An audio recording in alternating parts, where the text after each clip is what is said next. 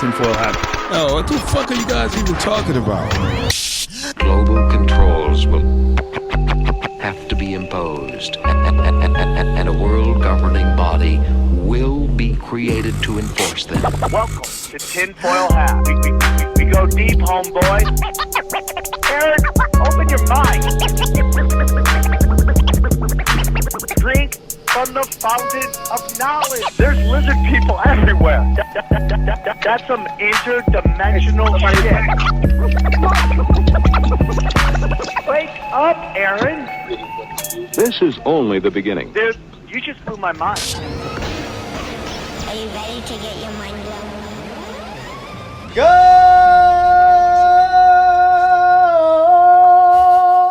Good morning, Swarm. I was getting spiritual right there. You know I am. You know what I'm here to do. I'm here to rock. Join me as always, Xavier Guerrero and Jay Nice, Johnny Woodard. How are you guys? Impressed. Hi. Very impressed. Very impressed. That was some Did Mexican. That was like the Mexican grito we could do. That was very impressive. I was getting super spiritual on that one. Thank you, guys. Thank you for tuning in, Tinfoil Hat. I hope you guys enjoyed last week's bangers. Guess what? We got another banger for you. We have Mount Crushmore Superstar. I wasn't gonna say anything. Yeah, you were just gonna let go. Yeah. We're team. You're supposed to. Well, I have thought my that was back. being a team member was not like calling you out and No, embarrassing well, you. you should have been like, "Hey, dude, you said superstar," but not in a mocking way. You should. That's the problem. See, Yeah. not in a mocking. Yeah. I don't have that channel. You don't have that, Johnny. I don't have that. And you should learn it. I don't have that setting. You should go to non-mocking class, acting classes. Learn how to not mock your friends. Well, you go to Groundlings and ask them like, I need to learn not to mock. Hey, dude, people. you're not being very funny. I know. I'm trying to be the opposite. I'm working on this.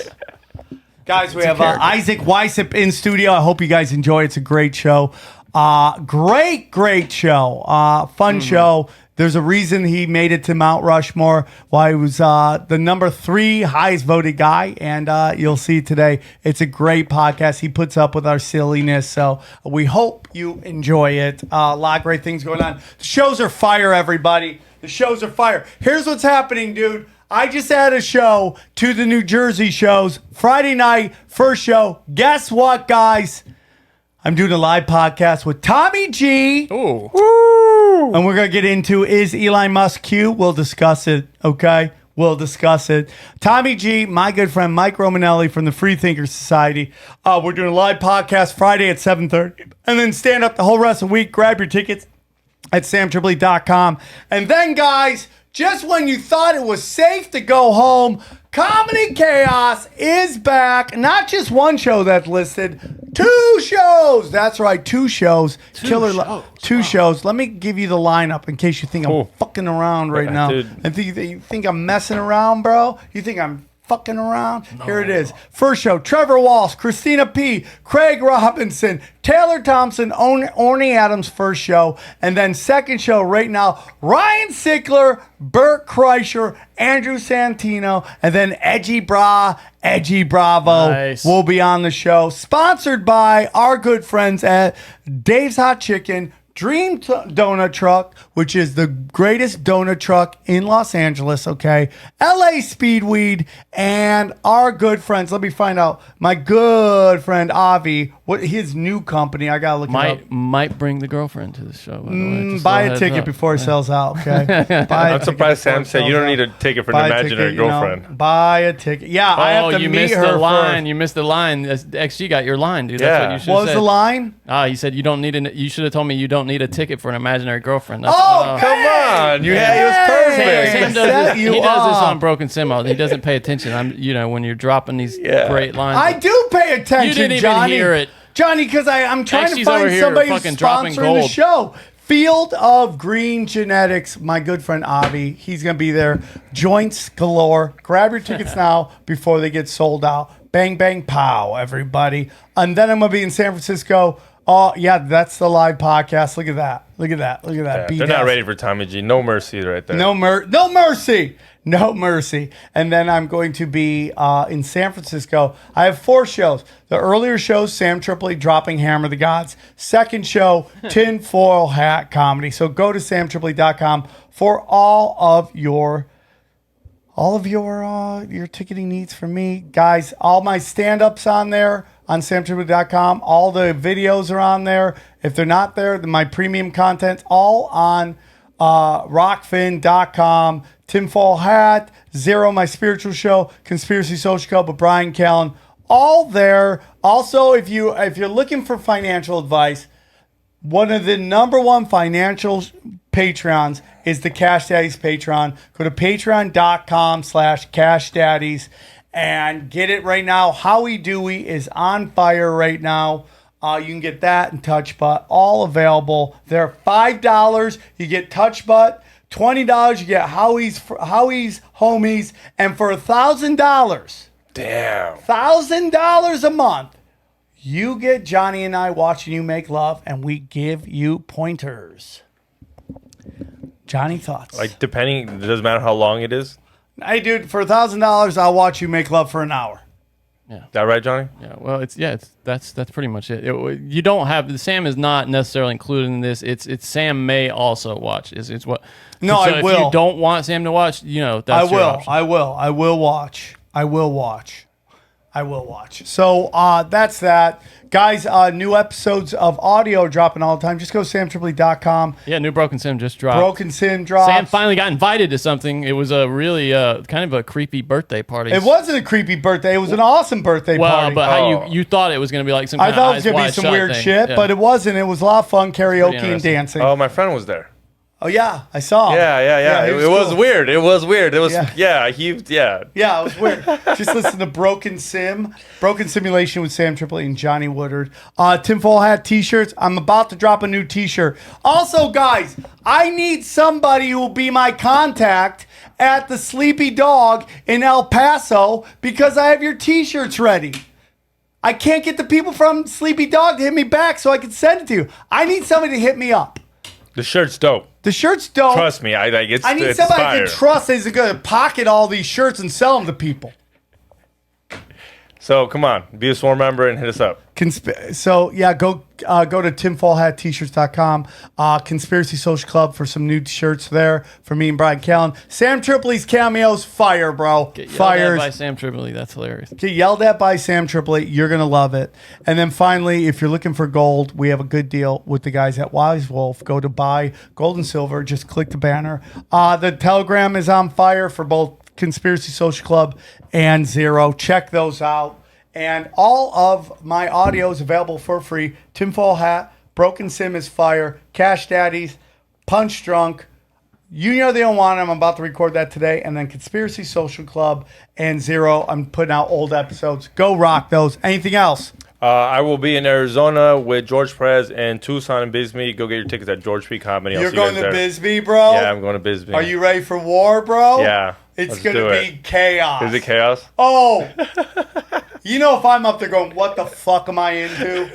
You're going to love it, bro. It is chaos. All right, well, you guys better show up. Let's do some Bisbee's chaos. great, dude. Yeah. Bisbee's great. Anything, Johnny? No, again, just check out Broken Simulation. It's great. Check it out. It's one All of my right, favorites. guys.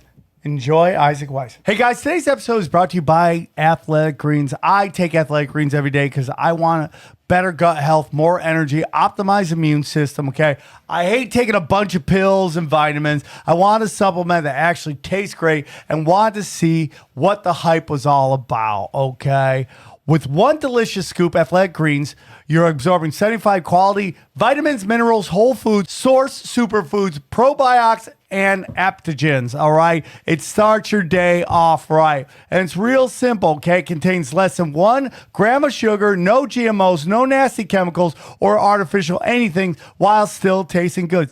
Tons of people take some kind of multivitamins, and it's important to choose one with high quality ingredients that your body will actually absorb, okay? It costs less than $3 a day. You're investing in your health, and it's cheaper than your cold brew habit. Right now, it's time to reclaim your health and arm your immune system with convenient daily nutrition. It's just 1 scoop and a cup of water every day. That's it. No need for a million different pills and supplements to look out for your health.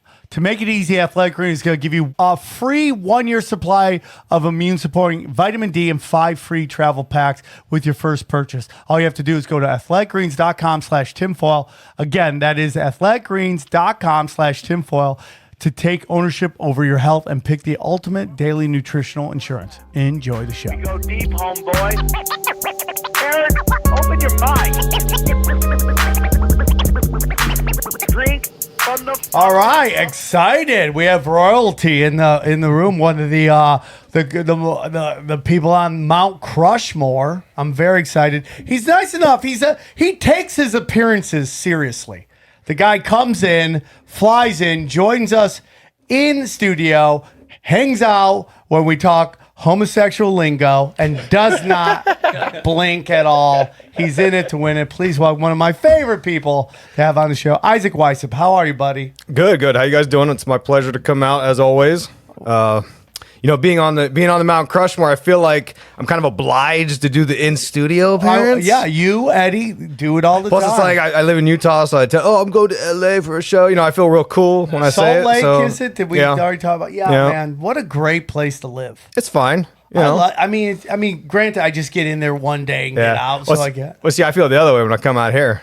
I'll see the trees, and they got the nice gardenias growing under the overpass, and 70 degrees. It's so nice. And what you missed was the 800 homeless people also living under the overpass. Yeah, that's true.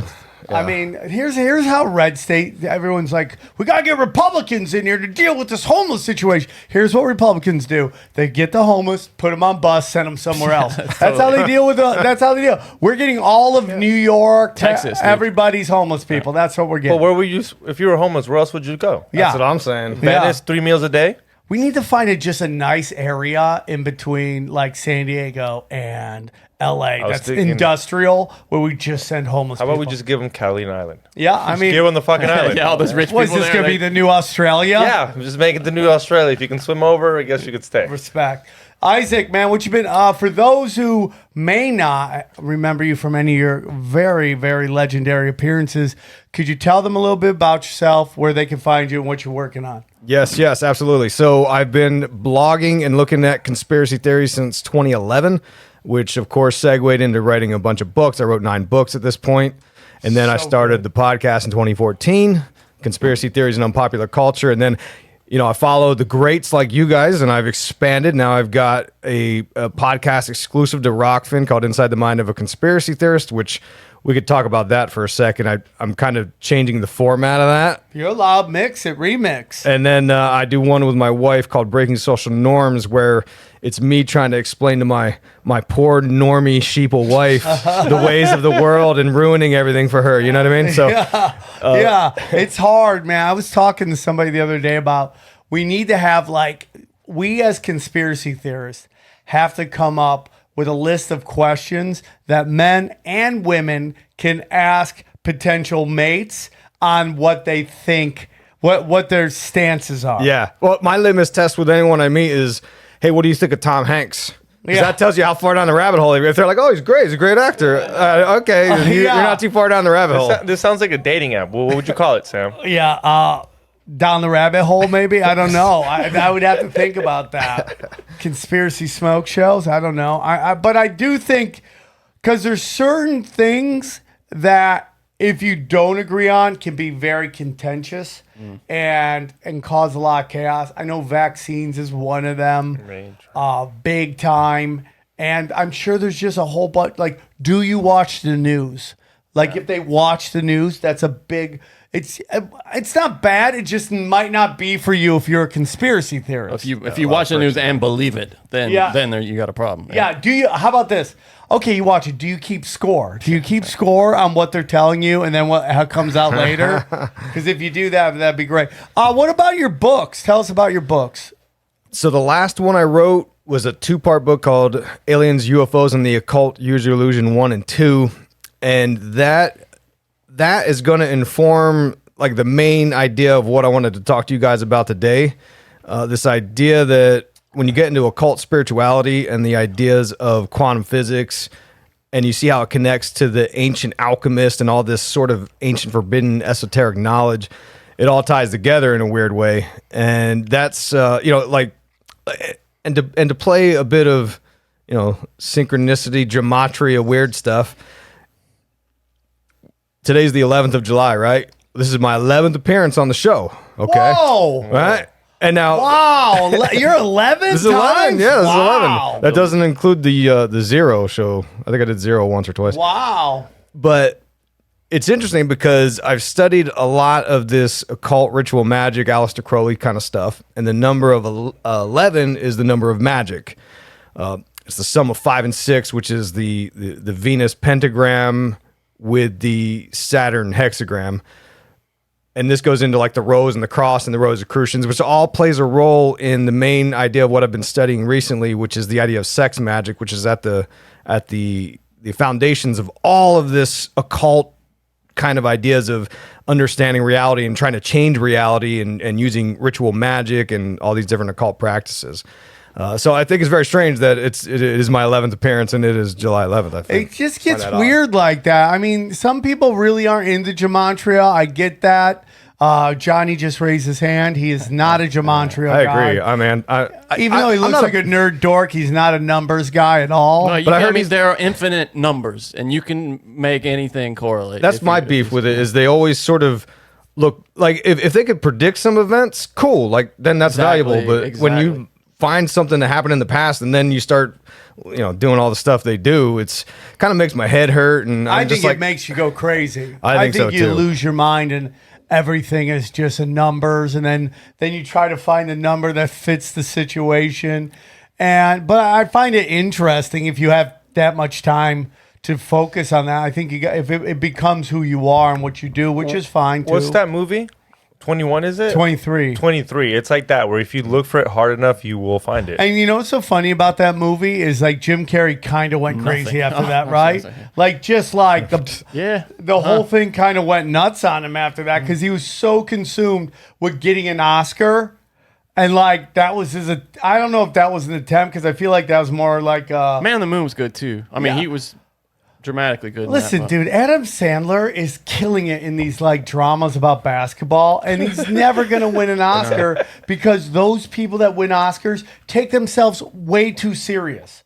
It's a giant jerk off award. They jerk each other off, and that's what it's all about. They'll never let the clowns in. That's why a comedy will never be nominated for Movie of the Year. It's all going to be some weird like. I have a joke about like I wrote a movie about what was it? A special ed gay prostitute in a wheelchair. No, in a concentration camp. That was a little. A gay hooker with a wheelchair. A gay hooker in a Holocaust camp.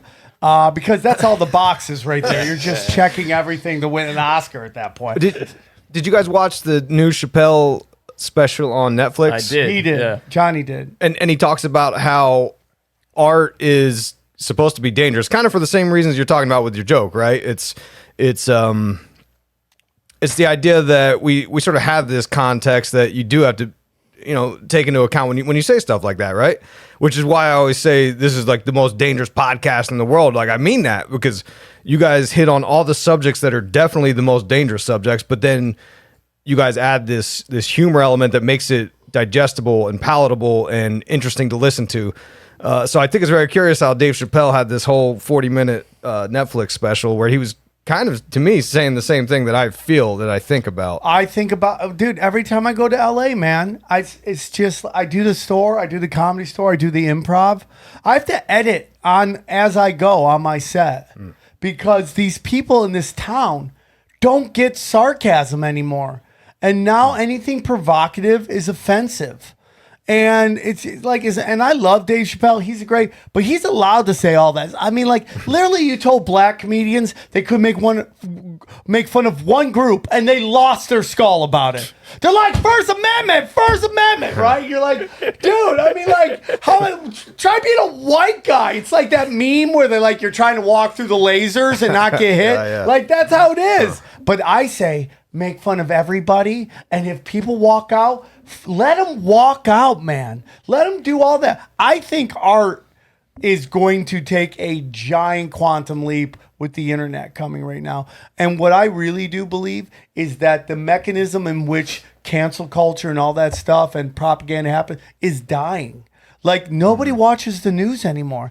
And now because of Elon Musk, and I still think there's a way he'll buy it somehow, like just run down the price so low they'll come back and buy it. But I just think now that we know all the blue check marks are just basically bots at this point, I think we're entering a wonderful, wonderful time. There's going to be more death roll, in my humble opinion, of this death rattle that the old system's going to have. But maybe I'm wrong. No, I agree with you. I took an information technology course in college, and they talked about evolution and revolution and how they go together in terms of technology, but you could apply this argument to a lot of things. And the sort of gist I could take away from that is that when there's a system in place and that system is dying, that's when it sort of, propels itself to the most power it can because it sees the end and it sort of rises to power for a real brief period, and then it, and then dies off for good. And that could be what this cancel culture thing is headed towards. And ironically, I was studying up on this sex magic topic, and I don't want to get too deep in the weeds off the bat, but Kenneth Grant, a guy who followed Aleister Crowley, he talked about how, and he was part of this whole push to bring about this new age they called the Aeon of Horus, him and Jack Parsons. And they talked about how, I think it was in Jack Parsons' Book of the Antichrist. Anyway, one of the two said something to the effect of how the new age, when it comes through, it will have the collapse of all the institutions traditional institutions that people used to respect. The news, church, government, all these things, everything's collapsing. So in a way, they introduced this chaos, doing all this ritual magic, and it's manifesting right now as we speak. And I think that these systems are trying to hold one last little bit of power. When darkness comes in, it collapses everything, or when light comes in? Well, they thought they wanted to bring in Jack Parsons in particular, right? He did this Babylon working ritual where he wanted to manifest an entity, a spirit of the Whore of Babylon into his life so that he could procreate and have what they called the moon child. And then that would symbolically be like sort of the Antichrist to bring about the end of, this is back in the 1940s, right? Different world, but still they very much embraced this idea that the church had too much influence on people's lives, and the social norm and the culture back then was very oppressive against gay rights, sexuality, all kinds of stuff. And that was the whole goal of the Aeon of Horus, was to bring about a different world religion, which includes a UFO religion. Jack Parsons said that UFOs were the symbol of Crowleyanity, he called it. But all of these things were, the UFOs and the aliens were supposed to introduce a whole new spirituality that would take it away from the church, because the church was oppressive. And I've got some information about why that is, I think, about why they're so oppressive about sex, because sex is a way of people channeling powers and finding God, so to speak, without the church as the intermediary and without a preacher and a pastor. That. I mean? Get that for sure. Yeah. I find it very interesting because I'm listening to you, Jack Parsons, and would you say he's a disciple of Aleister Crowley? Yeah, absolutely. He ran his, when you get into the Ordo Templi Orientis, or the Oriental Templars, that's a magical group founded by these two German guys, Theodor Roos and Karl Kellner. And these guys were obviously occultists, and they had already incorporated elements of Freemasonry and ritual magic into this magical order. They would perform what they call high magic or ceremonial magic, right? It's kind of like martial arts. They teach you how to do the movements in the thing instead of just UFC, mixed martial arts. Straight to choking people out. You got to learn the basics first. Right. And some people find that impractical. But they created the OTO based on different ideas of Rosicrucianism, Theosophy, and they learned some of the stuff from the Hermetic Brotherhood of Light. And I know this is kind of getting into lots of goofy names and stuff. But, I love this shit. Okay, well, there's a lot of... I love all that There's stuff, a rich history man. behind all this. And there's a guy...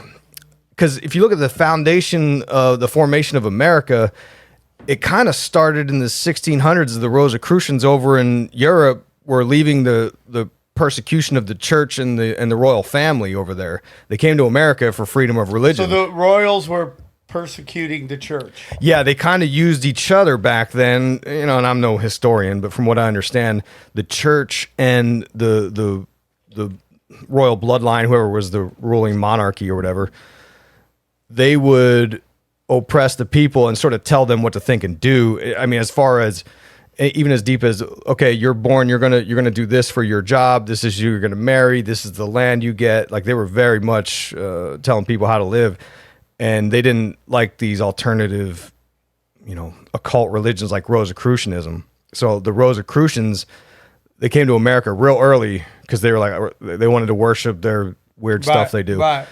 And ironically, they set up right where I'm from in southeastern PA. There's Conrad Beisel, and yeah, it's kind of a long history lesson, but the idea is that that's what actually America started out as, was this occult religion, and you get into 100%. Yeah, We're founded by more Puritans, right? Like more very strict religious people. Yeah, and they had different ideas about how to pursue all this. And in the 1800s, there was a guy, Paschal Beverly Randolph, who I did 2 shows on Doctor Strange recently, and there's a couple people he was modeled after. One was John Dee, which is another sort of middle-aged magician guy. Yeah, for sure. And then the other guy was Paschal Beverly Randolph. Now, this is the guy who, again, same idea. He studied Rosicrucianism, went over to Tibet and the Middle East and learned all this stuff. But he was the first to introduce sex magic to a lot of these occultists like Aleister Crowley and stuff. He was kind of like the OG of sex magic stuff. What's and so he set up shop in America. About what you're saying to me is because I don't know if you notice this, but there's a lot of Hollywood people talking about atheism, how they're all atheists. I was watching Bill Maher and Adam Carolla, who is an atheist, which is, I didn't know that. And, based on, I'm not going to say names of these comics or anything like that, but based on conversations I've had, they're very much into the 60s, 70s rock and roll. If you go to my Instagram, I have this story. You don't have to, but there's someone sent me a video that I put in my stories. It was like Led Zeppelin, and he's singing, the lead singer singing, and Paige, I think, is playing guitar, right?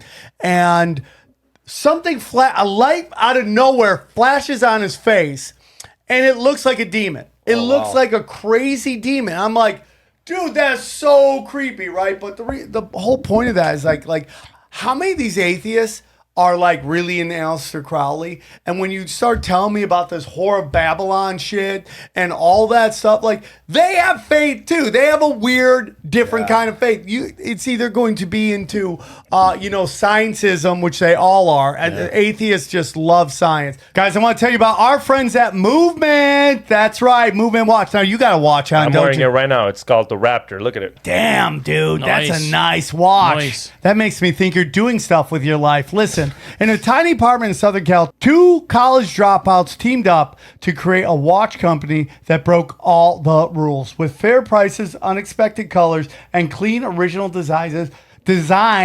Movement grew into one of the fastest growing watch brands, shipping to over 160 countries around the globe. I didn't even know that there's 160 countries. Yeah, how many could you name, you think? I 10? mean, listen, dude, there's a lot of countries on this flat earth, guys, okay? We got the Raptor. What's that, the Raptor? Yeah, the Raptor, the black top's cool too. It Just go looks get 'em. good, dude. Movement watches have the look and quality of a $400 to $500 watch you're paying for at a department store, but cost a fraction of the price because they were built online and own their own process from start to finish. You get a beautiful watch shipped right to your door for free, and if you don't love it, guess what? You can ship it back for free, okay? As producer of the show, I spend all day in front of the computer, and my Everscroll blue light filtering glasses are a game changer. They really help me with eye strain and poor sleeping patterns, and I love their modern style. If you want to elevate your look with style like Xavier Guerrero that doesn't break the bank, then join the Movement and get 15% off today with free shipping and free returns by going to mvmt.com/tinfoil. Again, that's mvmt.com/tinfoil. Look good, feel good. Well, that's it. Can we watch that real quick? Because it's super creepy. I would love Isaac to see this. Somebody sent me this today. You don't have to really hear it. You just got to see Can it. you kind of pinch it actually to zoom in on it? You know what I mean? Yeah. Watch this. Watch this. Ready? Now, if you see it, yeah, I seen that. you That run it. looked like when in Exorcist, when you see what the hell's the name of the demon in Exorcist? What is the name? Pazuzu in Exorcist. It's Watch this one more time. They see if they show it, dude. It's super creepy. For you at home, Led Zeppelin shredding, right? And go here we go. It starts over again. And they go, that's Paige, right? Mm-hmm. He's playing guitar, and they're doing a slowly panning up and it's dark, and then boom, light. If you can try to stop, it gets so creepy in the image. You don't have to play it again, but it looks like an image flash and it looks like a demon. And they were very much I think it was just him like this. I don't know, but it looked creepy, bro. But my whole point is all these guys who are atheists are into Aleister Crowley and all that stuff, and now they want to mate with the whore of Babylon to have moon children and all that stuff. And it's like you're into spirituality. You're just not into your not you, but whoever in Hollywood is an atheist. They're all into this dark arts occult shit. Yeah, they all are.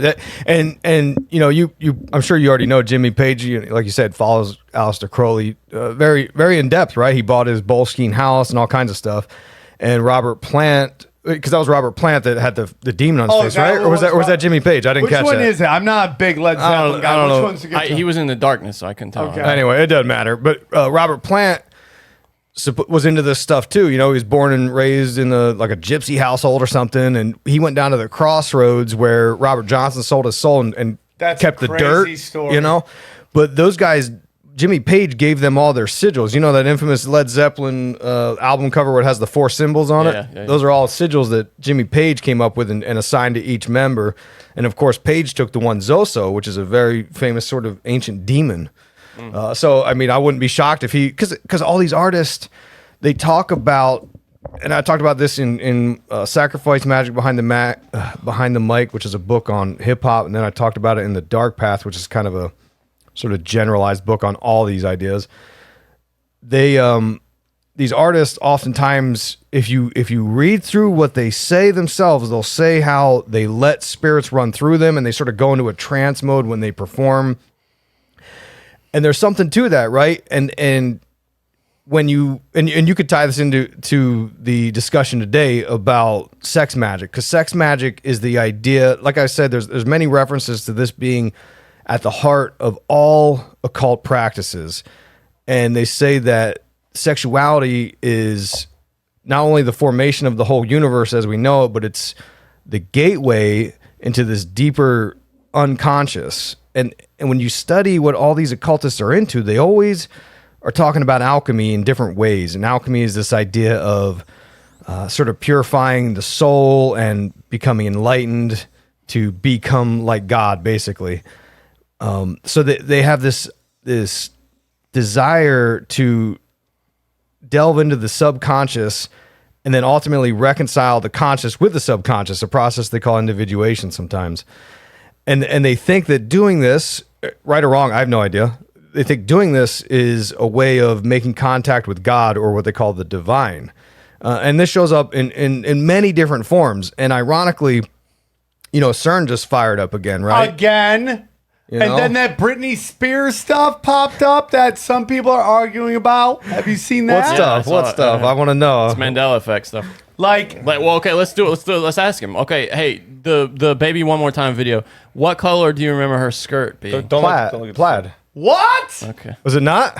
No, it's not. It's black. That's what they're saying. Everybody, I remember a plaid. Everybody remembers it's a schoolgirl outfit. That's what they're saying. Oh, it's black. hell no. We got Right? Mandela, but bro. Then look at that. No way. She does her own outfit, and she's wearing plaid. Oh man, I have a hard time believing this one. Okay. I had a boner when this was on. I remember it was plaid. Right now? No, when I was a kid, You're I rock hard remember. right Yeah, now. no, right now. Okay, because you were really young. Yeah, when well, this came yeah. out. Guys are like, okay, I'm not allowed Yeah. to look at that. But look at that, dude. That's wild. Right? Yeah, because CERN fired up, and that was the idea, was that, okay, it might create some weird ripple effects and changes in our dimension and all this weird ideas. And then, you got the Japan prime minister that got assassinated. You got And guys, the Georgia you see the picture on that? And I want to get into the Georgia Guidestones. Oh, okay. Do you see the picture that they put out? Somebody sent to me? No. fucking bike right in the background. Oh, really? Yeah. Like Ole was talking This about. hot chick on like Instagram was like, look, dude, look at this. I'm like, whoa. See, that's gonna happen now. Now we're gonna be seeing fucking bikes everywhere. Yeah. So we had Ole Demigard on, and he was Oh breaking yeah, down I had him on my show many years ago. Yeah. he was breaking down that the symbolism they like in the pictures that present in the news, that boots or bikes now. Bikes are real big for them, and Oh, interesting. yeah, and I can't share it on. What's up with the bikes? Why the bikes? Well, it used to be shoes to Yeah. show like kids, like symbolism of kids or someone dying. They Yeah, showed, like some shoes. kind of symbol. It's all I emotional, gotta but catch kids that. are bikes like that. So yeah, so one of the pictures out was I think it was on Reuters, was a guy on a bike. Oh, weird. Yeah. Well, that whole CERN thing is odd because to me it connects into all these things. They infamously found the God particle, right? The Higgs boson, and the whole idea of what they're doing, in my opinion, is they're trying to go down into the world of the quantum, which is down at the micro level. Yes. And boy, these are complex topics. So like to zoom out, love it. To zoom out, right? And this is where I went to school And if for we it. don't understand what you're saying, Johnny will explain. it to Okay. you. All right. Dude, nobody understands. So I've got $50,000 in college debt for engineering school. I got to use it. So I'm going to use it. All right. Perfect. You go back to physics and Isaac Newton, right? And the Newtonian mechanics, and that's the observation of the universe, right? And they say, how can we basically think like God? How can we write mathematical equations to predict and understand how the world works? And obviously that happened, right? Obviously that's a real thing. They build buildings, they fly planes, and all this stuff is based on Newtonian mechanics. Well, they found that when they get down to the subatomic level, down to the quantum, it's not quite the same. Things are a little weird down there. So there's been this attempt to reconcile these differences. What is the weirdness? Stuff like superposition, where a particle can be in two positions at the same time. And they can even be quantumly entangled, meaning they basically, the spin of the electron, if they change the spin from, rotating upwards to downwards, the one that's connected, entangled with it will be at a distance. It'll do the same thing.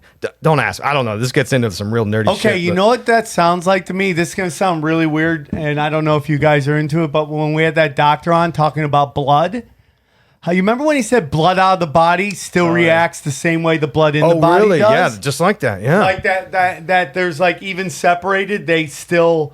If you do Einstein even had a phrase. What was I? It was Spooky action at a distance. Yeah, there you go. Yeah. Yeah. What's it called? Spooky action at a distance. That's what Spooky Einstein called action it. at a distance. That sounds like That's a the fucking best band right name, there. bro. Spooky action at a distance. That's great, bro. But they're trying to find rules that apply to both of these worlds, to make it as above, so below, which is again an idea that's from thousands of years ago, with this god called Thoth or Hermes Trismegistus that told the early ancient Egyptians in these mystery schools that said, hey, here's the rules of the world. And as above, so below. This is the Hermetic axiom. Yes, dude. And this is what informs all the ritual magic ideas that magicians on Earth can do things, sex magic rituals, we'll say, and that will have a ripple effect into the cosmos and the universe, and then it will change the world on some kind of level, And that's what CERN is doing. Is they're I believe trying to go down to this micro level to learn how this weird synchronicity, twilight language, as above, so below idea, how can they trigger real world events? And they're infamously creating little black holes and all these kinds of weird ideas get into quantum computing and all this stuff. But that's where the idea of Mandela effect comes from, is that CERN is basically causing all these rifts in the space-time continuum and doing weird stuff that is causing all these issues. Whenever I try to remember something and then it turns out it's not true, I just say it's Mandela effect. There you go. You know, it's like, oh, dude, no, I'm right. That's just nobody's a ever Mandela. been affected by more Mandela effect Yeah, than Sam. I'm constantly, I am getting molested by the Mandela effect. That's what's happening to me. Did you see the post about that girl saying not to drink on before they open up the CERN because of lower vibrations? What'd you think about that? You know, it's weird, man. I have a hard time with a lot of this stuff because I sometimes like that new age stuff, I really like it, but then they kind of take it too far and they get really deep in the weeds of stuff that I'm like, bro, I don't know how you convince yourself that that's true. I mean, I appreciate your stance on it, but some of the stuff they get a little too deep in the weeds. I was watching some lady's video, and they get into astrology and all this stuff, and to me it gets into this weird little subjective realm of. And this is what I kind of been saying for the last 2 or 3 years. My mantra is like choose your own reality, because that's kind of where we're at. People believe what they want to believe at this point, and you can't talk them out of it. Yep, you just can't. And so it's like try to find that path that makes you happier and the world better for people around you, I guess. And they just flip flop everywhere, and a lot of it is being done purposefully. We are seeing people getting wound up and spun out at a high level purposefully, not to follow. Or so they can't really follow what's going on. But again, I just think that, I mean, like we had Oli on, he said something's going to happen in this area tomorrow or next day. And his area is wrong, but then it happens in Japan. And then bang, all of a sudden, you remember he said something's going to happen in like Finland, and it never happened in Finland, but something did happen in Japan. And Johnny, I could already see going, well, something could happen anywhere at any time, right? I mean, like, which is true, but then we see the bike thing, and it's beyond interest. What value does a prediction have, though, if it's not, it's not happening where you said it was? I mean, I have no money on it, so it's no. But I'm saying, what can you do with that information? Do you know what I'm saying? I mean, I do find the assassination of a Japanese prime minister a very big thing. Former prime minister. Yeah, it's still a big thing. Still a big thing, right? I mean, maybe I'm wrong, but no, I agree. Well, it could be. There's another idea called the killing of the king ritual, and that's what they say happened to JFK, right? Right. And this all is an alchemical idea. It's the destruction of primordial matter. And look, I'm standing on the shoulders of giants. Michael Hoffman. James Selby Downer. These are like legendary OG conspiracy guys. They talked about this a lot. But the first atomic bomb testing was in July 16th, 1945, which is coming up soon. July 16th. Happy bomb day, everybody. Yeah. So that was all about the destruction of primordial matter. And again, similar to the idea of CERN, it was the idea of saying like nuclear fission, right? It's like we're gonna split these atoms apart, and what better way to try to become God than to take something down to that level, and that's what they call the destruction of primordial matter. And this is a big, I'll just say a cult, because it sort of goes into different flavors when you get into is it Rosicrucian or the Kabbalah or whatever, but they all sort of have this mutual sort of interest in man becoming God and man destroying what's been put on earth here so that they could replace it with something better. Which, to get on board with that, you almost have to get on board with the idea that scientists make our world better, which you could argue maybe that's the case. But for me, I feel like if you want to embrace that idea, you now embrace the idea that, oh yeah, social media is better than real life. And it's like, dude, like you could, that's to me the clearest example of things where they get it wrong. And it's like, dude, that's not reality, man. This is darkness, dog. Yes, I mean, agreed. I'm so blessed that I've been able to make a living off the internet. It's a real blessing. I will never, ever, ever, ever not acknowledge that, and how thankful I am that the Swarm listens to the show. But this brings in darkness. I would even tell you that the television was the first phase of that. Right. Some great things came from television, like the civil rights movement. Like, we can take a look back. It's like, is this a form of cultural Marxism? Maybe, but I do believe up to a certain point there was a logic that goes, hey man, everyone should be treated equal regardless of your ethnic group, your sexuality, and everything like that. Everybody should be able to play on the same playing field, be treated the same way by business and by authority and all that stuff. And the television put like black people in your living room through sports and music and entertainment. Now they were in your living room. You were watching them on the television, and now all of a sudden, they were in, and that kind of helped people themselves go, hey man, maybe I shouldn't be thinking like that. Maybe I shouldn't be judging people. And conversely, the Vietnam War was televised and people saw how horrific that was, and then they changed the stance on the war being filmed. They're like, okay, we're not doing that again. I think that's a big moment in our history. I think that the powers that be thought our population is too smart. And after that is when they started pulling money out of everything. Feminism starts having its big push in the 60s, 70s, right? Really pushing hard. But, it's like, think about what this country is right now. Finger blasting yourself on OnlyFans is like feminism, and being a homemaker is degrading. Think about what that means. Huh, interesting. Like it's sex positive. It's like, what? I mean, what? And I have tons of like friends who do it, and I don't judge them. They can do whatever they want, but just think about that. You do what you want to. I don't care. As long as you're not hurting people, in particular children, I don't care what you do. If you were in a comic, you're telling me you wouldn't have no iPhone. You'd I would be have off the no grid. You'd be off the grid. OnlyFans. What? You'd be off the grid.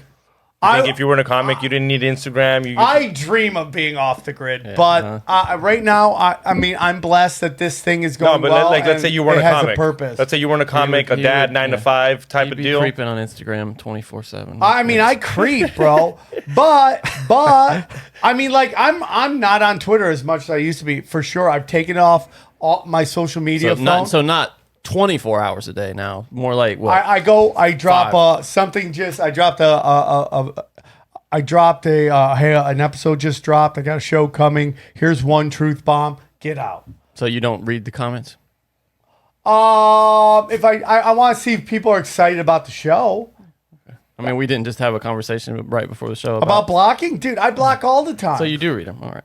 Okay. But that's how they get you. You know what I mean? Like that's the dark shit. That 100%. But it lets in the blue check marks, the astroturfing. That's all from social media. What do you think of this thing now that they let you do on Twitter, where you can control who replies? You can only people who were tagged in the tweet can reply to the tweet. What do you think? Listen, man. I'm gonna say something, and everybody in the truth community probably doesn't agree with me. I think you should have to use your real name. And I've been doing it forever, okay? I've been doing it forever. And are there negative to it? 100%. But if you want to talk some shit, put your name on. Okay, well, I think the new blue check mark should be your real name. If you want a troll account, it's not blue check mark. You can talk shit on... that's what it was. The idea was to confirm your identity. That would be cool. Then they manipulate that and turn them into bots. And people catch when the bots show up. They'll have like this new account will have like 400 followers, get blue check mark. Next day it has 100,000. And like, hey, I'm the editor at Wacky Tobacco Magazine. Like, no one's ever heard of Wacky Tobacco Magazine, but this guy's got as many followers as Tom Segura Somebody does. should make a list of those. I would like to see it. Guys, we've seen so many people making ridiculous money from crypto. But did you know that it's easy for you to do the same? The Copy My Crypto membership site shows you the coins that YouTuber James McMahon personally holds and allows you to copy him. It's like having a big brother who knows what he's doing. You don't need to know a thing about crypto or how to invest. You simply do what he does. So let me tell you about James. He runs the Crypto with James YouTube channel, which despite heavy censorship has over 17,000 subscribers and 1 million views. Since March 2020, he's told his viewers to buy 26 crypto coins. Had you put $100 into each one, it would now be worth more than $53,000. Of the 26 coins, his top pick of the year, a coin called Phantom, is currently up over 440 times from when he named it. That one call alone has retired a number of people, including guys in their 20s and 30s. Remember, this is public knowledge. You can go to YouTube and verify it yourself. So if you'd like to join the 1,300 members who copy James, then stop what you're doing and head over to copymycrypto.com/TFH. You'll not only find proof of everything I've said here, but our listeners can get full access for just $1.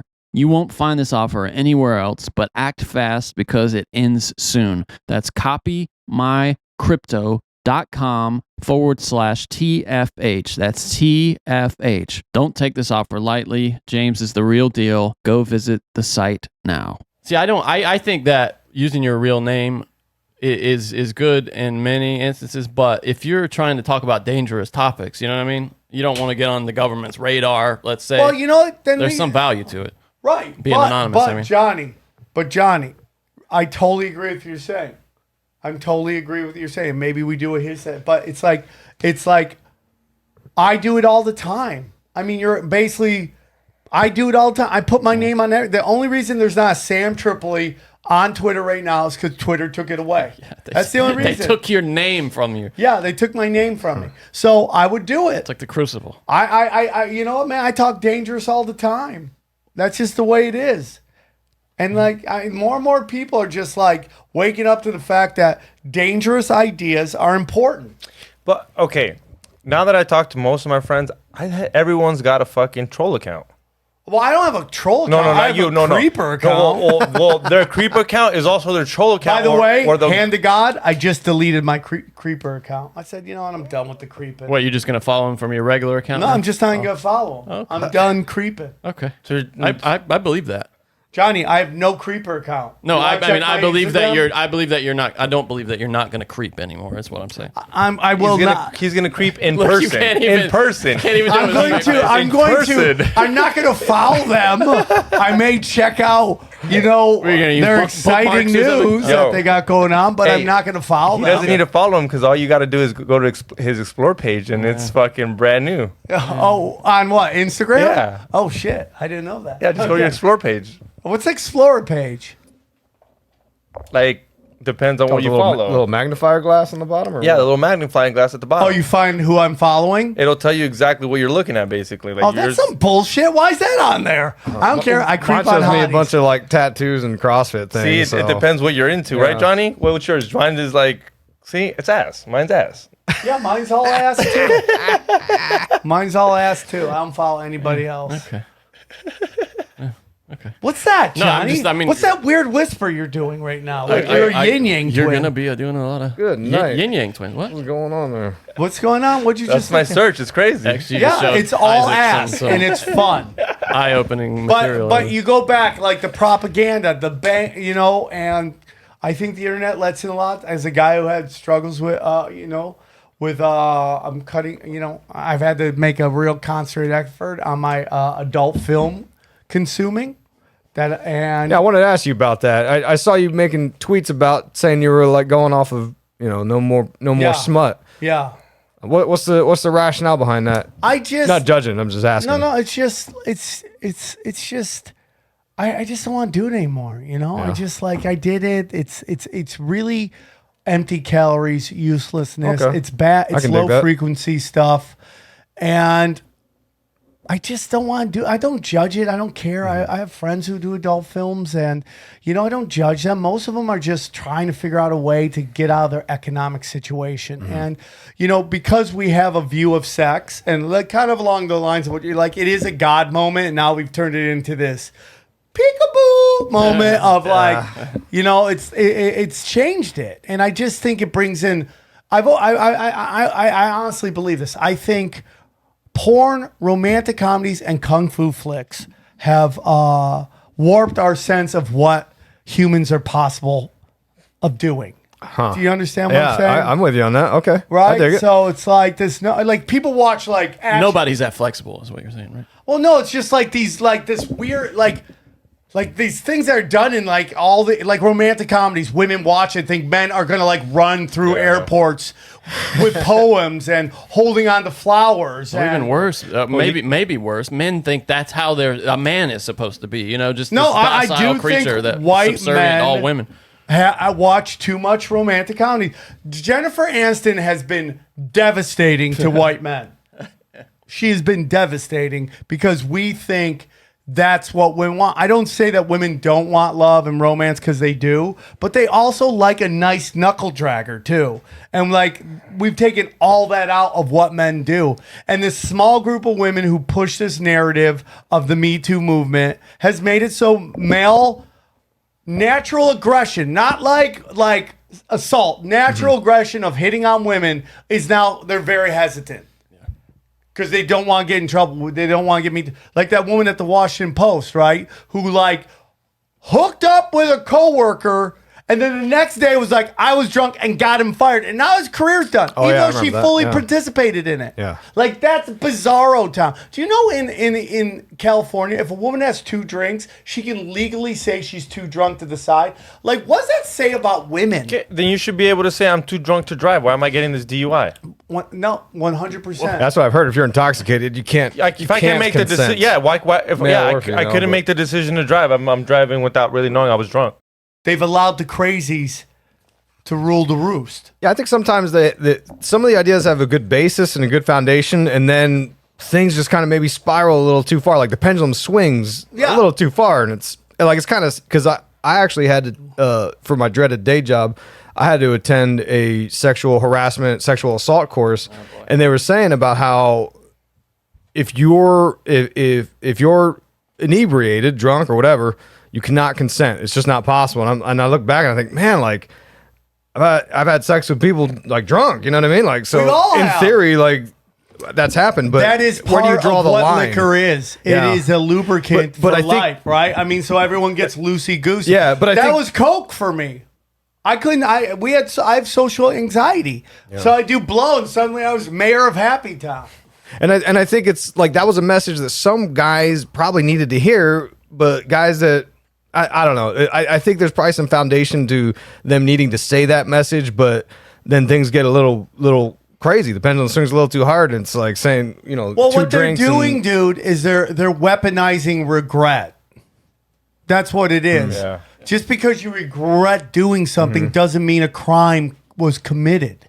And what they're doing is weaponizing that, saying if you regret something, a crime was committed against you. It's like, no. You did something that later on you're like, fuck, I wish I hadn't done that. Next time I know, or on with my life, and I'm not going to talk about it anymore. They've just done that with everything. I mean, you're going back and you see women who fully admit, like this guy that ran a Girls Gone Wild, right? I mean, like so many of those girls, they used to interview these girls. Why are you doing Girls Gone Wild? Because I be famous. Because some women do not understand the difference between fame and infamy. They think it's the same thing. They think when they see, and OnlyFans do this all the time. They'll do something incredibly stupid, like lick a toilet on the plane, just to get people to go check out their OnlyFans. They don't understand the difference. And in some ways, it doesn't matter. Like on the internet right now, there's a lot of clout chasing going on. Everything's about just saying stuff about people who have traction. So people who don't like, because a lot of people that listen also are haters. Haters love that, like Howard Stern used to say, it's haters used to make them. So they'll listen to the show and just be like, and they yell at you and they're angry. Well, if you have someone over here going, this guy's stupid, they're like, hey, finally someone's saying what. It's like a smart. It doesn't last because you can't build something on darkness and anger and constant negative energy, But that's just what happens. So some people don't understand the difference between infamy and fame. They think it's the same thing, and it's not. One goes away. But these girls who did Girls Gone Wild, they're like, oh my God, he did this, and he did that. And it's like, well, you fully participated. You knew what Girls Gone Wild. Well, I didn't like it. Well, that doesn't mean a crime was committed against you. And maybe he's not the greatest example of that, but sometimes when things happen, they like to weaponize it because they just regretted doing it. What started with Mia Khalifa. Yeah, with the she was like the first one that got famous. Didn't make a lot of money, but she now she does. Now she does, and she'll block you if you call her hot or you degrade her on her Instagram. When degrade, I love. Did you hear what you just said though? I mean, calling a chick hot is degrading them now. Yeah. What the fuck? Yeah, if you call her hot or you say anything crazy, she'll block you. But I'm like, dude, that's what you got famous from these guys that wanted to fucking at the end of the day bone you. Sorry, you can't get a dick that deep into your mouth if you don't consent. I just don't believe it. And the show went off the rails. Isaac, where are we at here? Okay, so we're talking about porn for a minute, right? So Aleister Crowley, when we talked about the Ordo Templi Orientis, this magical group, right? And at the heart of that was principles of sex magic, which goes back to a more ancient tradition through Tantra and all this stuff, right? The Chinese had the yin and yang principle. But in the OTO, Aleister Crowley added 3 levels of initiation. And during those initiations, it include the first one, the eighth degree was masturbating. 9th degree was vaginal intercourse. They skipped the 10th. The 10th is like an administrative degree. I don't understand. I don't even know. What does that mean? I don't know. But the 11th degree. Is that human resources shows up? The 11th degree is anal, which could be homosexual. He prescribed homosexuality. Even if you're not homosexual, it's not about the sexual act. It's about the energy you use during the act. And from there, we got the idea. He took this idea that the tantrics had of what they called kalas, and it's the idea that secretions from male and female bodily fluids, right? You could use those to anoint talismans and charge them as an energy source, similar to the idea of a magical sigil, where you can imbue this physical object with your energies from the sex, the orgasm. Don't touch anything on his desk. I mean, ooh. Hold on. So what your sauce basically becomes like holy water or something like that? Yeah. Because you go back to the you go back to the Tantra, the cult of Tantra, and they thought that the whole universe was this interlocking of forces of polarity, of masculine and feminine, kind of like the yin and yang the Chinese talk about, right? It's this locked, perfected opposing forces, which, this gets, not to get all on a sidetrack, but like this goes into the same That's ideas. been our whole show, bro. We're just so it's all good. Go for it. This goes into the idea of the Baphomet, which is the goat with the boobs, a male goat with breast. And this goes into the creation story from Gnosticism, where the god of Gnosticism created these perfected pairs they called the Siges, and from there one decided to create the demiurge and so on. But anyways, so crazy. The idea is that the Tantras were that Shiva, the male god, and Shakti, the female goddess, were in a state of locked perfection, and the idea is that we as humans can emulate this perfected state of being. Now, if you get into the weeds of it, they think that through your chakras, there's a Kundalini serpent spirit, which is the Shakti goddess, the fire snake down at the base, and then through the sexual positions of Tantra, you could elevate the Kundalini until it reaches the Shiva, up at the chakra above the head. And from this release of energy happens, right? I actually know one of my counselors, he practiced Tantra, and he had the Kundalini moment, and he said it felt just like this powerful light kind of coming out of the top of his head. Really? Yeah, it's pretty wild. But what does that involve? How much hours you have to put in? I have no idea. But the Tantras, it's interesting because they think that when you do the act of tantric sex, the woman actually becomes the goddess. She becomes Shakti. I always got to think. My brain doesn't process these too well. The female becomes the goddess Shakti, and the male becomes the god Shiva when they have sex. So when the bodily fluids happen from either person, that's actually the secretions from God himself or the goddess, and this goes in a whole bunch of weird territories. Like there's 16 different fluids that the feminine goddess can create. What? Yeah, it's pretty wild. And there was a doctor that actually confirmed 14 of them. And I'm like, 14? I'm not creative enough here. I don't know how they're doing women this. can secrete 14 different Yeah, there's Sauces. there's squirt. It's like There's a condiment dispenser at the Yeah. Dodger There's games. blood. You know, it's I feel like I'm mustard, at ketchup. Buffalo Wild Wings, and I'm just like, what sauce do you want on your action? Spicy Latino. But yeah, you've got like blood and Squirt. skeet and Tears. all kinds of stuff. Tears. Like one of those Yeah, I don't know. freestyle Coke machines, you know, where you can get like wild berry and Diet Coke mixed together. What's in that AM PM commercial with the? It's just like you're adding all the drinks together. But they thought all these fluids originated in the from the endocrine system, and it was like a purified version of what the mind creates, which I found curious because if you study any of this granola, how to eat like deodorant, right? Like all the products we use, lotion, soap, deodorant, they all have what they call endocrine disruptors in them, and it's meant to throw off your body's actual sort of composition. What? Yeah. Really? Yeah. Which I found curious because it kind of goes against, it sort of defies and perverts this ancient sort of belief system. You know what, man? The other day I went to the beach and like everyone that we've had on, like, oh, dude, suntan lotion, dude, it's got the stuff in it. It's bad for your skin. Yeah. Don't use it. Look at the sun. Stare at the sun. Sun is like energy. I am burnt. I am burnt. My whole shoulders are burnt. I'm Red Lobster right now, dog. So you should have put on sun lotion. I should have put something on. I mean, it's like this weird kind of. I think there's a market for like none of these chemical things on it. That's what we should call it. None of the chemicals. And we just sell lotions and secretions and all that stuff. You know, just like weird. I mean, because I didn't want to do Self-secretion. self-secretion. I mean, look at that. Yeah, you're burnt. Whew. Look at that. That's just me, dude. Just hang out at the beach with Brian Callen. What were you guys Well, yeah, doing? what do you guys do? We just brought our kids. He Oh, brought gotcha, his gotcha. kids. I brought my kids. We I was hung just out. I just imagine the two of you guys watching the sunset together, Just at Santa holding Monica. hands. Yeah. aging together.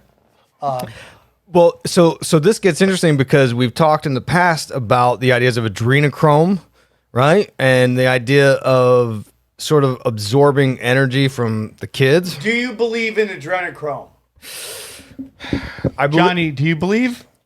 Let's get before I. I think it might be a metaphor for the energy that is produced by these rituals and stuff. And abuse of children. I definitely think they're. I cut off Isaac. Can I just say that I think they're abusing children for sure. But stem cells are adrenochrome in a weird way. Don't they get the placenta and then inject it in you? Yeah, I mean that is it. And our friend is doing. I'm like, okay. Yeah, that's why I'm like, we know, but dude, that's pretty close to it. Yeah. So Isaac, I cut you off. yeah, I'm sorry. No, I'm with Johnny on this. I believe, I don't know if that's the actual chemical or the actual name, but Yeah, I mean, for adrenochrome sure is a there's real thing. There's Sorry, an energy, there's a vampiric energy thing going on here. And if you look at the story of King David, there's this process called Shunamatism, where there was this girl from Shuna, I don't freaking know, some city out there. Little girl from And King David was getting tired. He was getting old, right? And they brought this virgin, this young girl from Shuna, and they're like, here, sleep with the girl. Not have sexual intercourse, but just sleep in bed with her. And supposedly her sexual energy rubbed off onto him, and he gets more vitality from this. And some people swear by this. There was in the 1800s in Paris, there was a madam who used to charge wealthy kings to come and sleep with young virgin girls, and she would take a deposit, right, like a down deposit, and just sleep with them, but not intercourse. Just sleep with them. No sounds like intercourse. Michael Jackson. Yeah, kind of. Huh? Like that's what Michael Jackson said. He never really fucking. Yeah. I would just sleep next to him. Yeah, maybe, right? You might be on something there, because if you actually ejaculated with the virgin or whatever, that would actually ground your energy, and you wouldn't absorb the energy from the virgin. But this madam used to take kings and wealthy people, and she would take a deposit, and they would sleep with as many virgins or whatever. But if they acted on their impulses, she would keep the deposit, because now you just wrecked her business. She's like, well, now I don't have virgins. Oh my You know what I mean? God, dude. That's, you literally brought insurance on your. That's like a thirst trap. That's like rental car insurance. If you bring it back wrecked. yeah, exactly.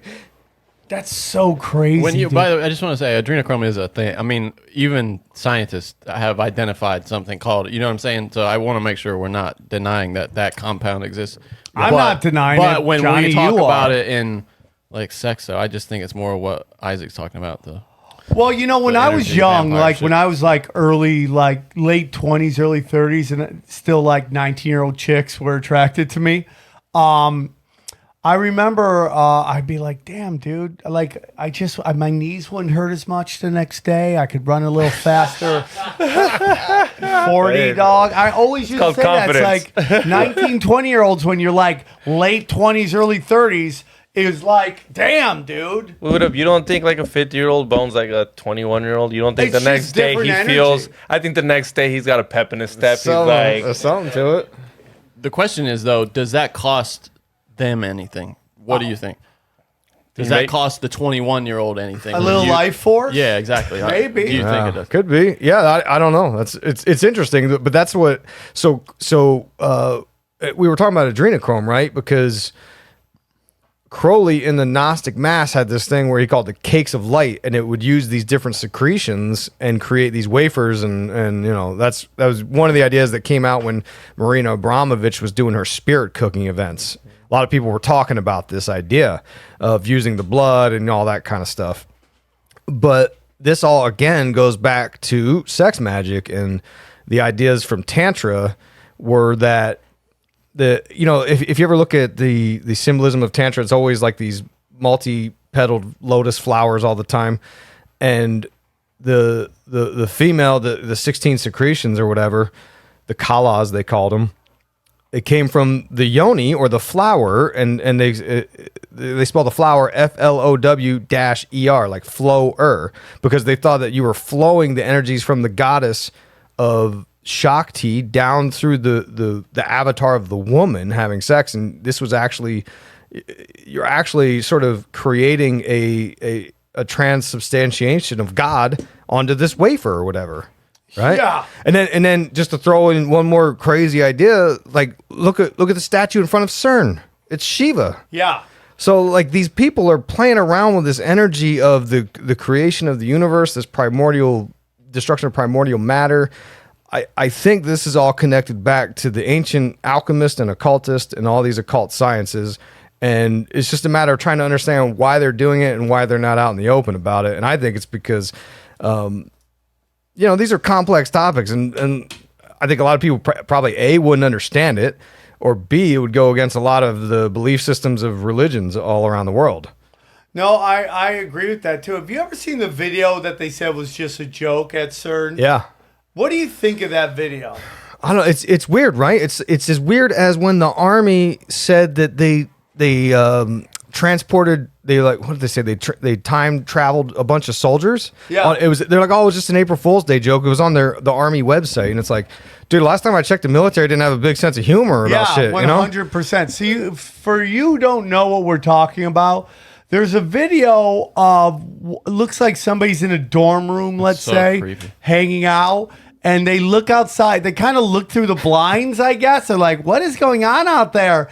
And it looks like there's a sacrifice. There it is, right Oh, up I there. thought you were talking about the dance. Yeah, the mock sacrifice. yeah. Have you seen that? Yeah, I've seen this one too. I thought you were talking about the ritual dance no, the they dance did. I see too, which man. was bizarre. But yeah, this is like super creepy. Yeah. Why is this strong language there? But it's like super weird. Like they bring them out, they set it up, and it just seems like a lot for a joke. What do you think, Johnny? Have you seen this video? Oh yeah, I've seen this video. It's many, super many creepy, times. right? It is shockingly creepy. Yeah. And they're just like, "Oh, dude, we were just joking." And Why? See, that's the we virgin don't. right Do you there. want your CERN people That's pulling the- practical jokes? yeah, You know what I'm yeah, saying? and like there's a lot of other version jokes. that's the female virgin, the Shakti, that they're basically handing over to Shiva, the male goddess, the male god. Yeah, Right and they're there. like, "Oh, dude, it's all good. Lay down. Here we go." Oh, dude, I wonder if they're not trying to sort of reenact some sex magic right there. Yeah, but I think he like just stabs her and shit. Oh, okay. Oh, and he freaks out. We don't want that from our CERN people. If Yeah. that is a prank, fuck You know what's off. funny? If like you show like a bunch of scientists running and a Bigfoot guy chasing them, that's funny. Like they let something in through the. But yeah, dude, the weird Shiva dance is very uncomfortable as well. I mean, it's just in poor taste. If it is fake, it's in poor taste. If Yeah, it's like a joke, that's the worst joke ever. Yeah. Like, hey, dude, we're gonna act like we killed this chick. High five, dude. People freaked out. Yeah, I think CERN is darkness, and you know, I mean, like these scientists, man. I mean, we have Google. Brian Kell and I argue, and I couldn't find the article where Google said they talked to the old ones. Do you know anything about that? No, Yeah, they. I remember. I'll find that for you. Hold on. Well, Google's got this whole thing with Lambda. I don't know if you guys heard the whole Lambda AI gone sentient. I just did a whole show on it on my podcast. This is fascinating. Yeah. Oh, it's super interesting. The guy. So basically, I'll give you the short version from what I remember. There's an engineer at Google who has been working with an AI sort of chat bot thing, whatever, and this AI bot called Lambda is gone sentient, and it basically thinks it's a real soul, a real person, whatever. But it gets even weirder because this engineer, his name was Blake Lemoine, he got suspended from Google for going public about this. He was on Duncan Trussell's podcast. Oh yeah. And I'm listening to it, and like, bro, he's like a full-on occultist. You know what I mean? Like, he's a Gnostic and a Gnostic priest and all this crazy stuff. And I'm like, what are the odds of you know what I mean? Like, all these ideas of channeling energies. And this goes into, he even talks about using the spirit as a golem, using the AI as a golem, which in terms of the occult, this is something this is what Jack Parsons was doing with the Babylon working ritual. It's the idea of making contact with some entity out in some other dimension and infusing it into some kind of body, for less of a Yeah, like putting a new spirit in it. yeah, kind of like the Chucky doll, right? That's kind of like Chucky doll. Yeah, it's kind of like that idea. So creepy. Yeah, and this all goes back to John Dee. That's why, you know, when you look at the Babylon working ritual, that's a whole hour show in itself. You know, Aleister Crowley came up with that based on the Enochian language of John Dee, again an alchemist, and he spells it Babalon because he's into the gematria thing, right? And that corresponds to 156, which is a 12 by 13. Which John Dee, when he talked to these aliens, they said you have to build a table that's 12 by 13 to make this grid of the language that, you know, you can talk to us at any time with. And there's so much that connects through here because 1945, we had the atomic bomb. 1946, Jack Parsons uses that Babylon working and opens up the portals and the gateways. And Crowley was like, dude, these guys don't know what the hell they're doing. They're not going to close the portals correctly. 1947, you get Roswell. And then you get the creation of the CIA and all this Project Blue Book. Dude. It's all connected, man. Oh, man. We let them in, dog. Damn. By the way, I Damn, can't find that thing about the old ones, and I absolutely remember it. That's Right? so interesting. They've been cleaning the internet up 1984 style, dude. It was like AI that they were working on, right? They Wasn't were it? working Yeah. on that. Google is trying to communicate with the old ones. But it was through like an AI or Yeah. something. Like they were bringing it through an AI, is what I Dude. got. Oh, they're 100% cleaning up the internet. I was doing so. There's a section of this. So okay, this is my kind of my last point about the sex magic. But I've got a lot more. But it kind of gets Dude, into we're all sex magic all the time. So Stanley Kubrick, right? His last film was Eyes Wide Shut. I've done 7 different episodes on this thing, Right. and if you read this book about the making of Eyes Wide Shut, they talk about how when he was researching for the orgy scene, he read this book by Peter Brooksmith called Cult and Occult. And you go to find it, and I had to buy a copy from England. It was $100 for this thing because you can't find, there's no PDFs, no really? Kindle version, nothing. Yeah. It's just an old book from like the 80s, I think. Cult and occult. Cult and Occult. Yeah. And I found a copy. The cheapest price I could find was $100. I was like, okay, I'm buying it because I got to know what he was reading about. And they tell you what chapter he was reading and everything. And he underlined a passage about this guy, Emperor Barbarossa, who used to do this Shunammite idea. He used to embrace and hold young boys against his genitals to try to absorb their energy. And what was interesting was I looked at this guy up. I'm like, who the hell is Emperor Barbarossa? And I look him up, and there's a Wikipedia entry for him, right? Well, in the book from the 80s, it talks about how this guy allegedly never died because he was doing this stuff. And it also talked about in the book about how there was a theory that he did die because he had the Holy Lance that stabbed Christ's side. Mm-hmm. And he supposedly dropped it during some war, he was crossing a river or something and dropped it, and he died right then and there from dropping it. But when you look at the Wikipedia, it doesn't mention one thing about him ever having the Holy Lance or nothing. So they definitely scrubbed that out of the internet because this Holy Lance shows up in various ways. But there was something else weird about the Kubrick connection here, because we talked about all these ideas of Shunamantism, vampiring energy from kids.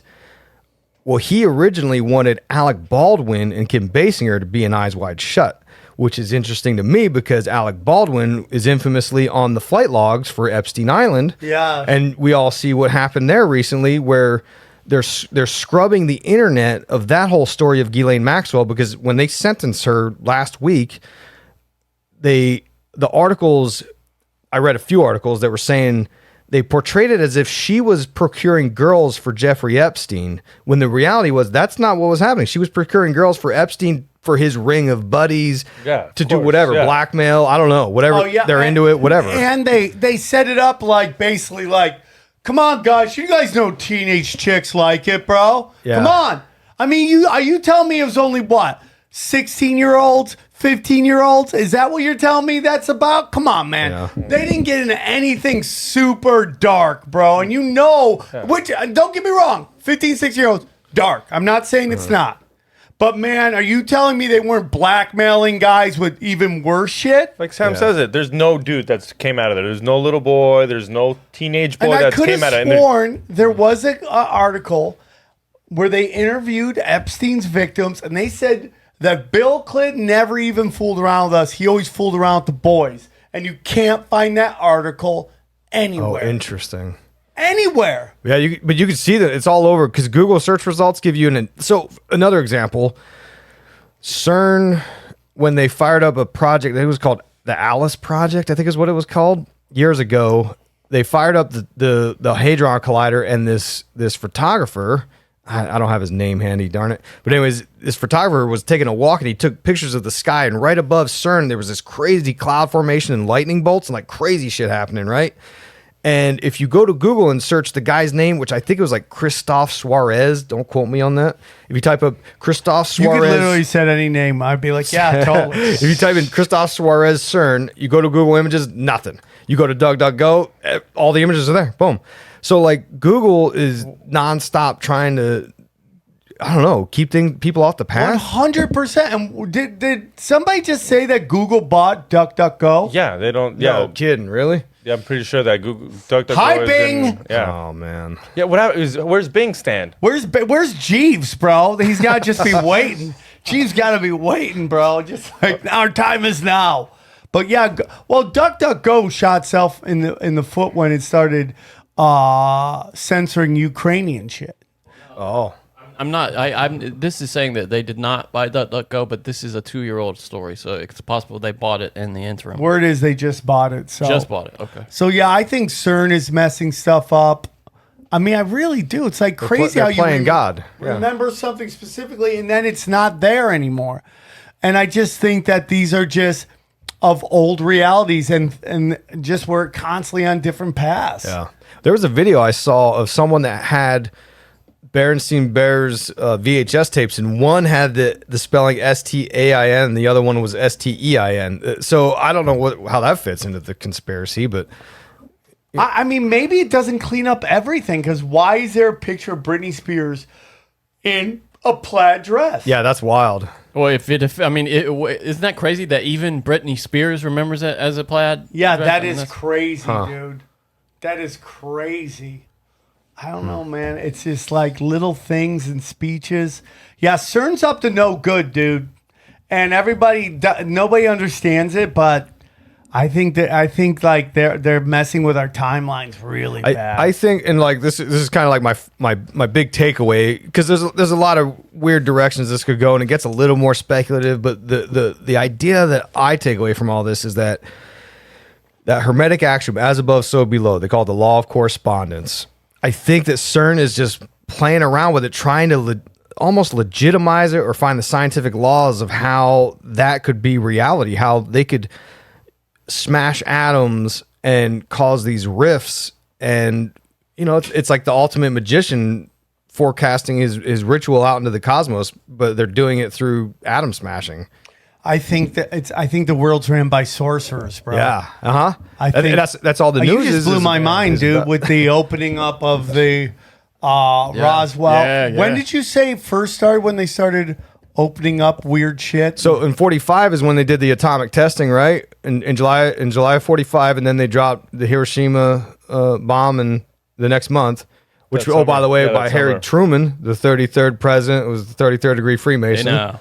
You know? Hey, nah. And then in 46, Parsons started the Babylon working ritual, which is based on Crowley's Amalantra working, which Crowley used in 1917 to contact the first gray alien lamb, LAM, which one of my great listeners said, hey, that's kind of weird how Google's Lambda is kind of named after Lamb the alien. You know? Whoa. That is weird.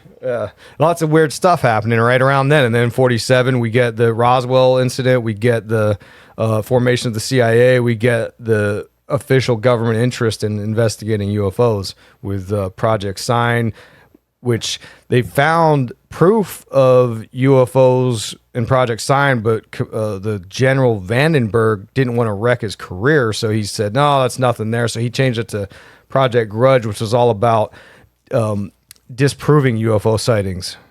And the rest is history. This goes into my 2 alien books, with the Collins Elite actually investigating this stuff and seeing that there's a spiritual side to this, and the Pentagon sort of wanting to research it for like a weapons purpose. But then the Collins Elite coming through and saying, hey, you're kind of summoning the devil. You shouldn't do this.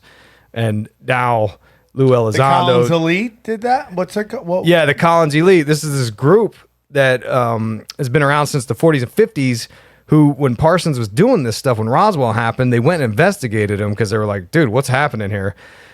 And supposedly their influence ever since then has been to keep the Pentagon from researching this too heavily, because the Pentagon want to understand this stuff. They look at it as, look, this could be a weapon. This could be a vulnerability for us if the Russians figure out how to do this. That's almost like a Man in Black for the men in black, Kind right? of, yeah. Like their job is to sabotage them and make sure There's they levels can of never this look shit, in bro. that. Yeah. Wait up. If you For think every action, there's a reaction. if you think the CERN's switching up the timeline, do you think those mad scientists know that that's doing that, or you think they're just kind of trying to play God and they don't know that it's actually affecting the timeline? I feel like they got to know. Probably don't care. It's just a That's cat. what- yeah. Yeah, Paychecks. Yeah, there's a lot of ego involved in science. If you study the history of the polio vaccine, there was this guy, I think his name was Dr. Hillary Kaprowski. He did some horrific stuff with one of the first polio vaccines, and He tried it on his kids, didn't he? I think that was Salk. I think Jonas Salk did that. Somebody hit their kid with a vaccine. The kid died 2 days later. Yeah, I think that was Salk. I don't know. Here's but that yeah, CERN image, by the way. there's a lot of ego involved with these scientists. Oh yeah, that's the my picture God. right there. Yeah. When was that taken? I can't. I think it was 2016. It's Oh my God, dude. Did you find that on Google? Oh no, you had to no, go to, of course yeah. not, yeah. Yeah, if you take that same term on Google, it'll be like, what? I have no idea.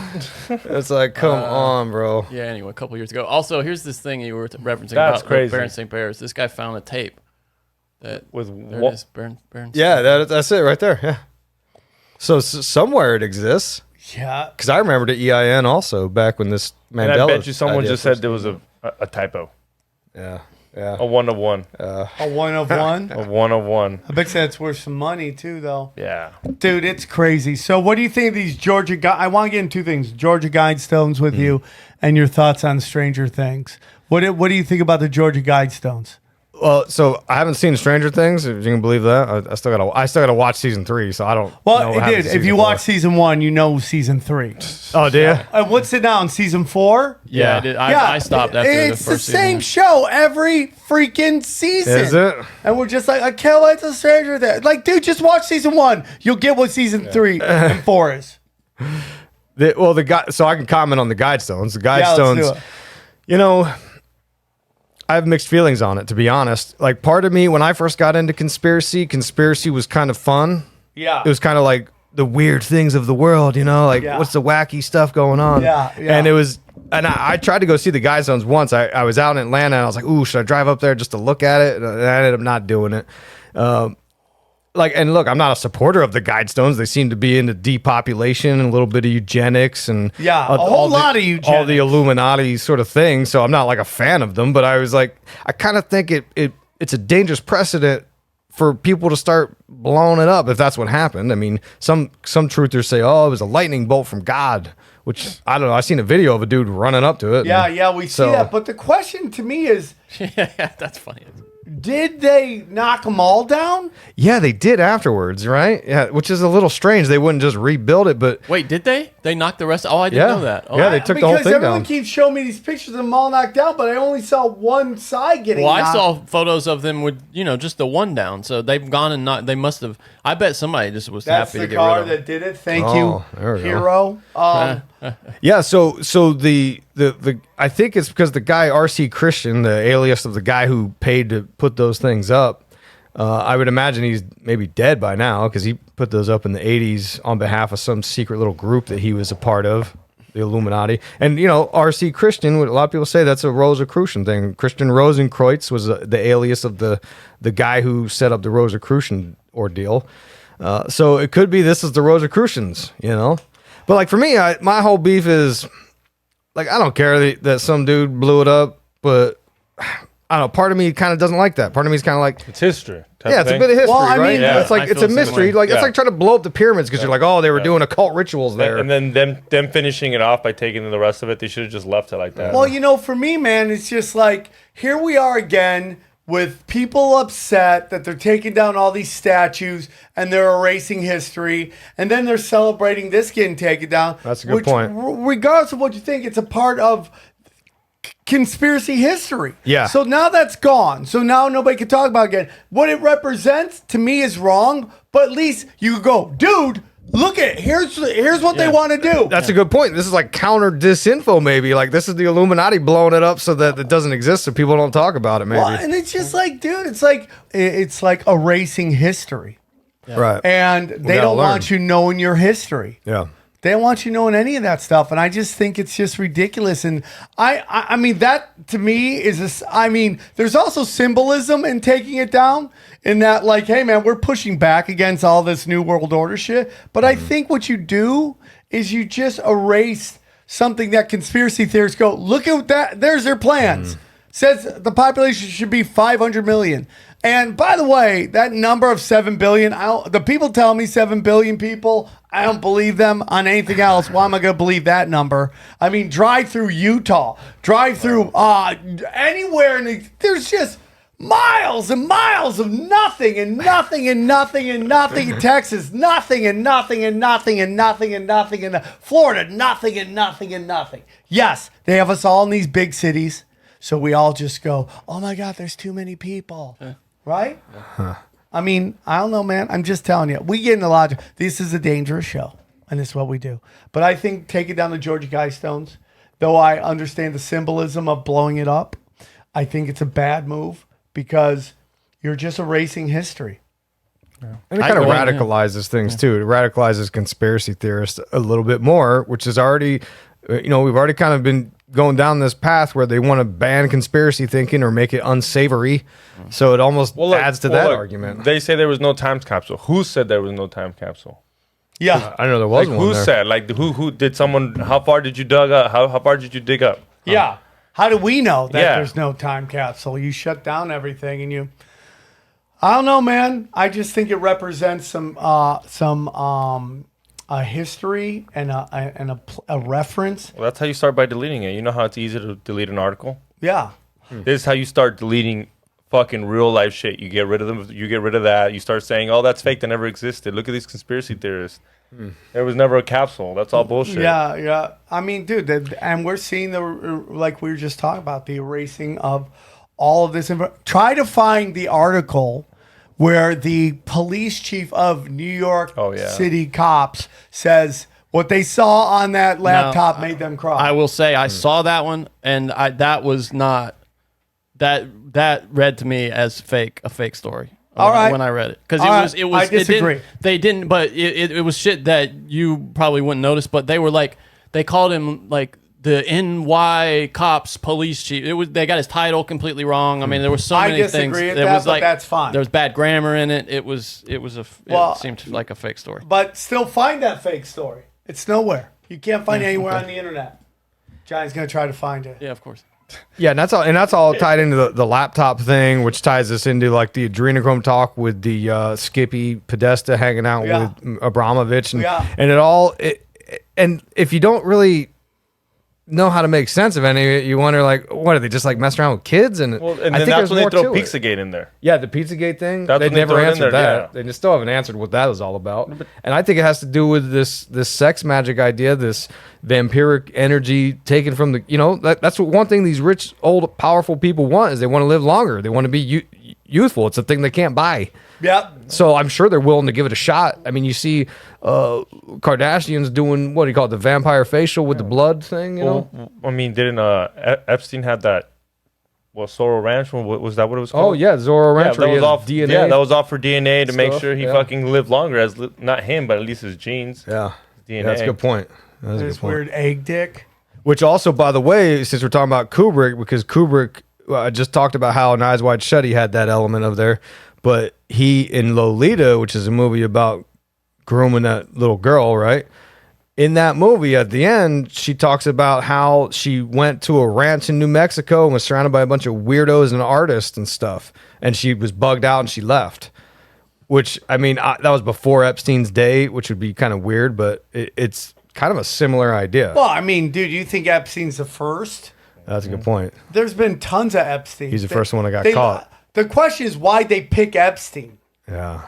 What about Epstein made them know? I bet he was doing pedophile shit, and I'm convinced I don't that's think what they picked Pornhub's about.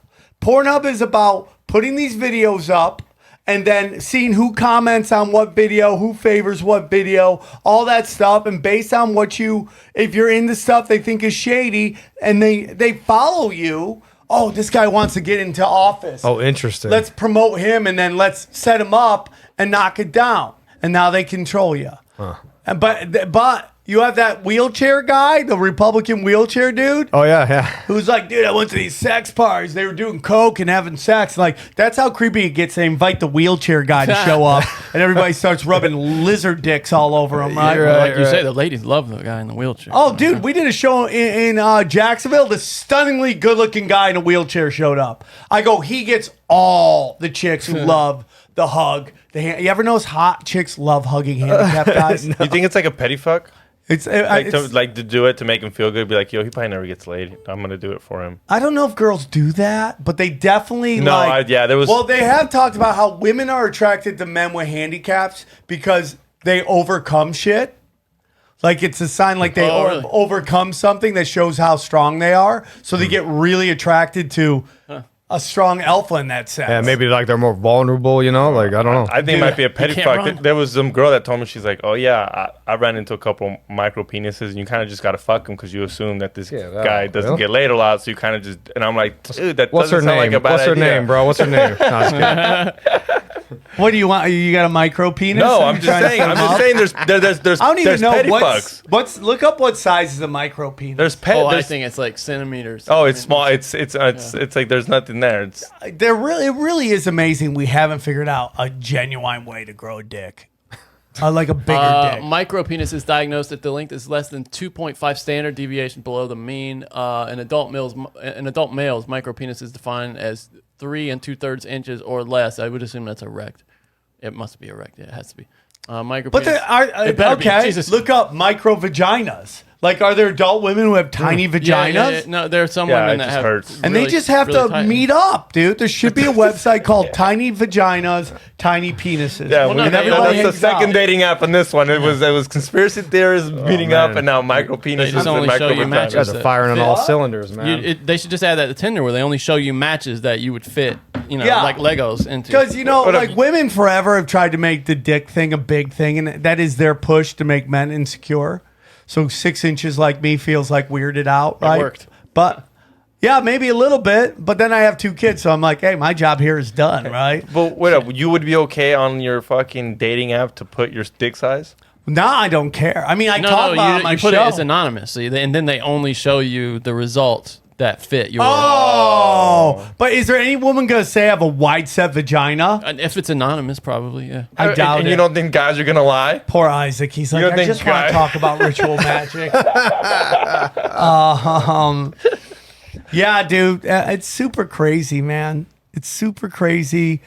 I think the world. I think, dude, this CERN thing really think is just cranking up to crazy. Yeah, for sure. I mean, like, look, after this CERN thing, and they said that, they started, July 5th? I think they started it way earlier than that. And they really and this is just a running start. Yeah. Well, they had the Highland Park shooting on July 4th, which is a bizarre story, right? Oh, yeah, for sure. Guy's got a 47 tattooed on his face. Yeah, I mean, and someone said that's a gangbanger thing, but still, it's the number 47. I read it was because he was into that Hitman video game, and that was the name of the Hitman, Agent 47. Oh, yeah. Well, it doesn't matter. There's a million reasons why, but that number has symbolism, according to the gematria. Yeah, like 47th. You think we'll get anything from Euclid him? or whatever? What do you mean? Any testimony? Because usually they die and then they leave it at like, oh, he died. He didn't give a fucking. I don't know. Everyone's already moved on. I mean, that's where we are Yeah, right the now. news cycle's pretty short, right? Right? People Everybody's focus already just- moved on. It's just on to that's why, like, if you ever get close to canceled, right? Just- the cancel cult, just go on a 2-week trip. Oh, there you go. Come All back right. in 2 weeks. Everyone will have moved on. That's just the way this. Don't address nothing. Don't. Just, Well, dude, I wouldn't address anything. That's what I've just learned lately. It's just like people are gonna say whatever they want. The kids at the kids' table are just gonna talk, no matter what. Let them sit at the kids' table. yeah, well, that reminds me. I don't do. I did that. I do that show on Rokfin, and one of my segments that was really popular was called Truth or Drama, and I don't do that anymore. I'm not doing it anymore because I was getting. It started out with me talking about other people's drama in the truther community, and then about a year or so into it, it became about me. Every show was like someone talking trash about me, and I'd have to address it like for no reason, like unprovoked attacks. And Well, because they would get an episode out of you. I think so, man. And And I if think I sit there and I talk shit on Isaac, I'm I gonna get an know. episode on Rockfin. Now I get some viewers. Like an Who's this idiot, dumbass man. talking shit Cloud on chasing. I'm the Yeah. dumbass, It's bro. all I'm the cloud dumbass, chasing. and I feel like I'm trying to incorporate some of this as above, but so below magic stuff. Where I'm like, okay, I'm drawing this energy towards me. I'm asking for it, so I'm not doing this anymore. So I'm over that. Yeah, don't put energy into it. And you Yeah. know what you do? You take the people that you like and that have good energy and you highlight them. Yeah. And you bring them on your show and you do all that. Yeah. And it's just like you got these guys that just like you do the show for a while and you're not getting the numbers, you get really angry and you start to think there's got to be a reason that this guy gets numbers and I don't. Yeah. It's got to be for this reason or that reason. And it's like, no, man, just some people are, it's just like, who knows why some people, we talk about it all the time. I'll never say their names on here, but there's people on YouTube where I'm like, why does that guy get a bazillion views? I don't get it. Yeah. But I'm not going to go shit talk anybody because of it. Dude, we don't even know. Sometimes we'll sit there and be like, was that a good one? Yeah. Was that a good one? And the next thing you know, Sam comes in, dude, top 50, dog. Yeah, it's like top 50. crazy. And we're like, what the fuck? We were over here debating You just don't know. But the biggest thing is like when you get into these arguments, you think like logic is going to answer everybody's question. Nobody cares. It's just all emotional. They come in with an emotional stance on a certain side, and that's all they get. They just want war. They don't want truth. They don't want honesty. They don't want to have a better. They just want emotional investment into their side, and they think they're a part of a team, and that's what they think they're doing. It just doesn't matter. I used to think it was like hecklers. If you just shut them up, everyone. No, it's just emotional. They just want clout chasing. That's all they're doing. You mention them, they cut it up. Now they put your name everywhere. It's just, you move on. Who cares? Good luck to you guys. I wish you all make a lot. I wish everyone would make so much money they could take care of their family and be happy. That would make the world such a better place. Just doesn't work for everyone. trying to vampire the energy, and I think it works even when I don't address it. I feel like I still get buried in the comment. Like I'll read one negative comment and it'll Block counter it, dude. 100 good comments. Listen, if there's constructive criticism, listen to it. Yeah. Hey, babe, blah, blah, blah. That's fine. But just know it's like, this is your show. Yeah. But if they're just saying the same nasty shit all the time, block them. You just don't need, it's all negative energy. Right? Especially if they're using a fake name and a fake profile. And it's like, dude, that's the most pussy shit I've ever seen in my life. Yeah. Who cares? Move on. Do your own thing. It's like, I'm putting this out for free, man. Just there you go. Enjoy it. And like when they come on Rokfin and say shit, I'm like, are you really spending $10 to shit talk? Like, don't you have like better energy? Like, is there better ways to spend your Yeah, time? I get some of that on Rokfin too. It always takes me off guard. I'm like, damn. Like I get it from like the free feed and Instagram comments. I get that on some level, but I don't know. Sometimes the supporters It even. usually means you're doing well because there's. Yeah, I try not used to invest think much in it. That people didn't talk about me because I'm just bringing so much heat, and then I realized they didn't know who I was and nobody was listening. That's why nobody ever barked back at me. And then when this show elevated and got bigger, now I'm on people's radar, and people are now gonna make more comment, and it's fine. I don't really. You could say whatever you want about me. I don't care. Just there's rules. There's certain things that I'm just not going to stand for. And as soon as you mention them, you're fucking gone. And we just move on. And it's just like, my life is great, bro. My life, I'm like, dude, I'm winning this shit. And like, I want to help people win. That's why I have them on my show. I have people like, we had Human Vibration on, who's great. She showed up. Like, she had like 5 Twitter followers when I had her on. Oh, yeah. I Right? remember this, yeah. Right? So it's like, I don't even care if you're big. If you're interesting, I'll have you on and help you ascend, Mm-hmm. But if you're super negative Nanny, like, why would we even do that? It's like, I used to think that like spitting that truth and everything is like, yeah, that's what real guys do. And I'm like, nobody gives a fuck. And at the end of the day, it's like, now that I've been getting it, I realized what I was doing, and I'm over it. I'm just gonna focus on me and what I do, and help work with people like you and the other people who I really like, and that's it. That's like everything else is like, I love this show, I love doing this show, I love talking about this stuff, but in reality, dude, I just focus on me, my life, and my kids. That's really all that matters. I like to help him. I like to help him. I like to help the people in my life, and outside that, I'm out. I don't care about the drama of anything anymore. I mean, sometimes they say nasty shit, but I've learned that it's just like, you got to move on. I think this goes back to the point earlier you were talking about. It's, when you get into this internet realm, it's like no one shows up at their best. Like these people who talk trash, they would never say that to your face. In fact, if you've seen them in public, they're probably like, oh, wow, man, Sam, I really love your show, bro. Yeah. You know what I mean? It's like, it brings out the worst in us in some ways. And it's, I don't know, giveth and taketh. There's a lot of people who aren't happy with their lives. Mm-hmm. And That's sad. That's they unfortunate. take it out Yeah. on other people instead of working on themselves and growing their own shit. They'd rather try to clout chase or tear down other people's shit. And you just can't worry about it, dude. Yeah.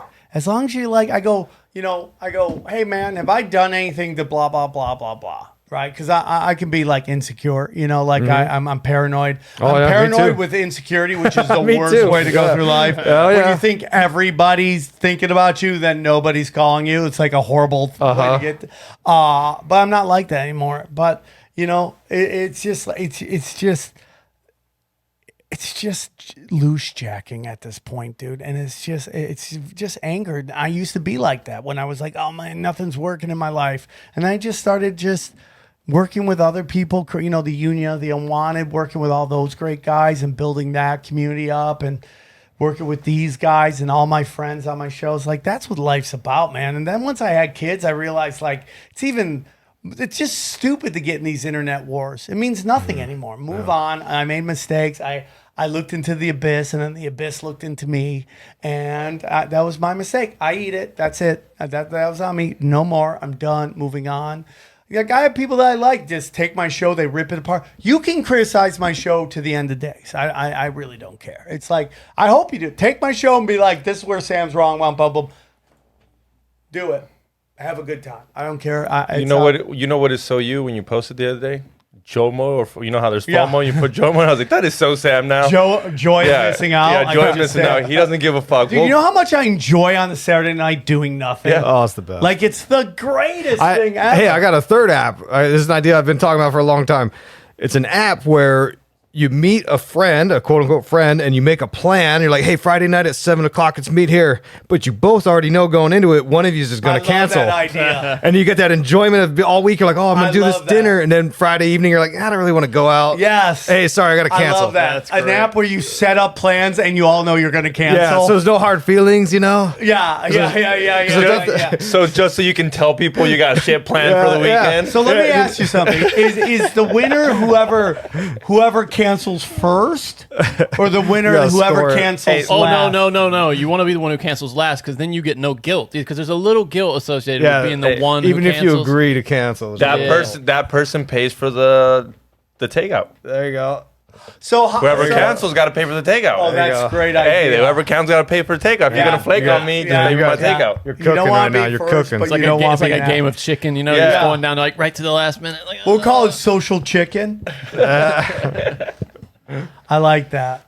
Isaac, great as always. Thank you as always. I love having conversations with you, and I just like when I listen to you and have conversations with you, it just confirms what I've always thought, which is, and when you say this to anybody, they think you're just not you, but they think I'm a crazy person. Like, the world's ran by sorcerers. Everything is sorcery magic, regardless of whether you believe in gematria or not. There's so many numbers with the occult. Whether the words itself, I wouldn't doubt it, but we know 9/11, all these stuff have numbers associated with the cults and all that stuff, and it's all ran by sorcery. And then it gets into interdimensional shit. Man, you just blew my mind with the atomic bomb. I'm not really into atomic bombs, but maybe there's something that I don't think the bomb exists to the point where it annihilates everything and it's radioactive for 1,000 years. I don't believe in that, but maybe there is something that hits so big that it opens up dimensions. And now we had all these fucking weird dark energies come in and set up the CIA and just work with Nazis and all. I mean, who knows, man? I mean, anything is possible, but I'll tell you, I find it a lot more interesting than what I see on the news. Yeah, there's something to it, man. I don't know what it is. I'm trying to understand it. I do know that there's this lineage of scientists that of present day trying to understand the mind of God, and this has been the struggle for hundreds of years for these occultists. They've all been trying to understand the mind of God to ultimately become gods themselves. Well, it just sounds like Tower of Babylon again, right? Mm-hmm. It just sounds like just these group of, like, there is a spiritual war between above and below, and that below just can't stop trying to fuck around and find out. Yeah, exactly. Right? And they just constantly keep, and it's like, okay, so the story of Babel, they tried to build this tower to be able to go to war with God. God destroyed it, made everyone speak another language. And then now we've seen like everybody starting to learn English, right? Everywhere you go, everybody starts to learn English. Who's behind like England, Britain, the royal families, the Rothschilds, the Rockefellers. Are they demons, right? And then it's just like you get into like when we had Susan Bradford on talking about going and like learning, these elites went to the Far East to learn Far Eastern mysticism, and like what did they bring into it, and then all this kind of crazy shit that goes on. Like, to me, that's way more interesting. And what happens is when you start studying this stuff, like the pieces click really easy. Mm-hmm. Yep. Like a lot of the other stuff, you gotta fucking jam in the piece and hope it fits. And like with this stuff, everything starts clicking. Yeah, the religion of the future is the religion of the past. Right. And it's just like it's all like these dark arts motherfuckers working with demons to try to go to war with God. Were the old royals like descendants of Jesus and a connection to God, and these demons just slowly started like assassinating all the real royals? And because we all know that like the British royal family isn't really of royal descent. They're like these Germans that were inserted. And this is another group of people in the dark arts involved with that. And lizard people, super man. Interesting, man. Yeah, for sure, man. There's always more to cover. In fact, I'm gonna do a quick plug right for my podcast. Plug away, bro. Conspiracy theories and unpopular culture. I'm gonna do a full show. I'm probably gonna have it done in August 2022, obviously, of sex magic, because there's a lot more. I'm still trying to put my final thoughts together on some ideas of how they connect with pop culture and all that stuff. So be sure to check out my podcast for that if you want to hear more on sex magic and the occult. I think sex magic is like It's the heart of everything. it's the That's what heart of they tell you. everything, They tell you. dude. It's like control. I mean, like, it's just crazy how everything, like, they control people based on sex. Like, Yeah. that's my big thing about, hey, man, you keep demonizing the gay lifestyle. You give these guys power to, like, hide these people and blackmail them to get them to do dark art shit.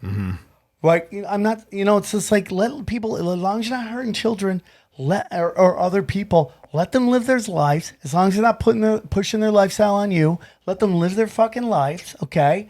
And let me tell you, there'll be less blackmailing going on. There's a reason why, like, forever the CIA just blackmailed gay people, right? Yeah. I mean, there's probably a couple of our presidents were gay. I definitely think Obama. I definitely think George Bush Sr., I think JFK and Bill Clinton were both Andy Dicks. They were just bisexual. They like to get weird. That's my humble opinion. And then you control them through this sexual shit. I don't care what you do in your bedroom. And this is it. And if you don't want to, and you guys are such loving people. I'm not yelling at you guys. I'm just yelling at the people that will be a bark, bark, bark, because I love the swarm and I'm blessed to have the greatest followers ever. But it's like, I'm not going to judge what you do with consenting adults. Can I ask you? Yeah. What do you think about, like, Jordan Peterson, a guy I have a lot of respect for, boy, he's getting caught up in this trans thing. I mean, he's just going so hard on it. And I'm wondering now what you think of that. What do you think of that? Him, because he's like going after Elliot Page now because she was in, they were in, whatever the fuck, Jesus. We're in a magazine, like, showing their abs and stuff. And he's really going hard. And I love Jordan Peterson, but I do wonder if this is not their way of handling him, kind of getting him sidetracked, Oh, well, for sure. And, like, isn't he represented by CAA? I think his probably representation now, is the CIA. Yeah, I mean, he's a big shot now. Yeah. It's a part of the divide and conquer. I love Jordan Peterson. I think he's great. I'm just gonna tell you, man. I don't care if you want to wear a wig, dress up, whatever you want. Just don't read the kids. Stop fucking pushing your lifestyle on people. Live your fucking life. I personally think the trans movement is used as a smokescreen, so people don't focus on pedophilia. Well, his argument, though, and it relates to children, though, Sam, he thinks that it being in magazines like that, in your face, his question was, how many kids have been influenced by this now? 1, 15? What's you know what I'm saying? Like, so he views it as part of, like, a larger sort of info war. Well, it is cultural Marxism. But what do you think? I mean, do you think that's unhealthy to have images of someone who's trans like that in like Esquire? Well, I mean, I have this weird thing. It should be the percentage of coverage should equal the percentage that is in the country, which is 0.005, right? Yeah. So, like I said, how many shows are on television? 1,000? Oh God, yeah. If you have one show, RuPaul's Drag Race, about drag queens, I don't care. Yeah. That's fine.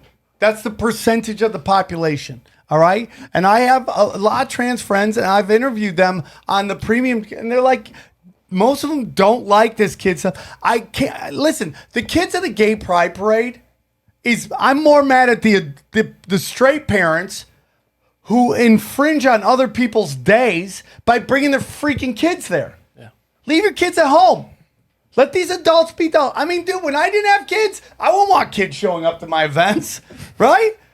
It's like that. Why do you bring your kids? This is adult stuff. Yeah, I'm trying to do a dildo act here, lady. Yeah, give me a do break. not tell me it's not about sex. When, like my joke, like some guys walk around with 30 fucking rainbow dildos all over themselves, looking like a gay porcupine. Okay, it's not your thing. Stay home. And that's my humble opinion, dude. And here we are yelling once again. I love you guys. This has been Isaac. You know, someday I'm going to fly to your house and do a show at your place. Oh, I'd love that. That'd be great. We should do it. You're one of the best in the game. Hey, let's just do Skinwalker. Let's go to Skinwalker. Let's make I that would love happen. to. Oh, dude. Dude, do I you guys guess- want to set it up? I mean, everyone talks about it. I'd do it. Let's set it up. I still get requests from that from years ago. We did a show. We talked about going to Skinwalker. I still get people asking All me right. if we're going to do it. When do you think it is? Should we do it like? Well, it's already July. I think August you don't is want to. too I early. think you don't want to do it in the summer. Yeah, Okay. It's too damn hot. You just So what 100 do we degrees. want in to there. do? Near Halloween? Fall. There you you go. go. Yeah, that's it. Yeah. Yeah, Halloween. That's the move. Ooh, that's Maybe rough. near Halloween. Go and just. Who's our connect there? Who's that? Well, my friend Ryan Burns knows Bloodsoe. people out there. Yeah, he's the But guy I Ryan go Bloodsoe, Ryan Burns, and then Tony Merkel just went out there. Oh, yeah, Maybe yeah. get a whole Oh, dude. posse of people. Oh, yeah. I'm going out to see Ryan Bledsoe in November. Shout out Bledsoe said so. Yeah. But You going to North Carolina? yeah. Okay, cool. I might be out there when that Zip happens. turf, huh? Johnny will sure is. fly Yeah, I out was to just North down- Carolina. I at want the to drop. go see him too. Yeah. Oh yeah. Yeah, I'm planning on it. Yeah, the next time I'm home. Okay. All right. Well, You all want to go get out in touch. there? I mean, we should just Yeah, set we up should. these Yeah, I mean, events. his dad We- could show us some shit. Meetups? Should we set up meetups there so you we go. all go? There you go. I could start my stand-up career. It's about time. Jay Dyer's starting. Is he? Yeah. Really? Full-on stand-up, huh? Yeah, he's doing his first one at the end of the month. No kidding. Yeah, Jay Dyer has. Let's see where it is. Let's give him a Where's shout. that at? Is that in Florida? Or? No, I think he's doing it in Tennessee. Oh, okay. I think Alex Stein would fucking kill.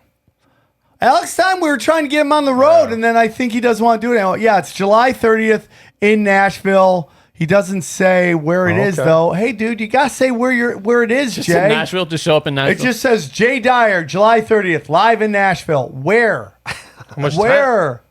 you got to find it. Oh, That's part of tickets the here. act. Here we There go. you Let's go. give him a shout you out. go. Let's give Jay Dyer a Shout out Jay Dyer. Jay Dyer going to be doing impressions, crushing it. Nashville at it doesn't say the place. Come on, buddy. You got to have Jay, get it together, buddy. Jay, get it together, bro. Just go to Jay Dyer on Twitter and a link. It's at a place called 213. It says Nashville. I know why he's doing it. Okay, go to Jay Dyer, find it, Secrets. and we'll do it. Secrets All right. of the I hope trade. you guys are doing well. One more time, Isaac. Thank you for coming on. Say hi to your wife for us, and we love you very much. And we'll see you soon. We go deep, homeboy. Aaron, open your mind. Drink from the fountain of knowledge. There's lizard people everywhere. That's some interdimensional shit. Wake up, Aaron. This is only the beginning. Dude, you just blew my mind. Tinfoil hat.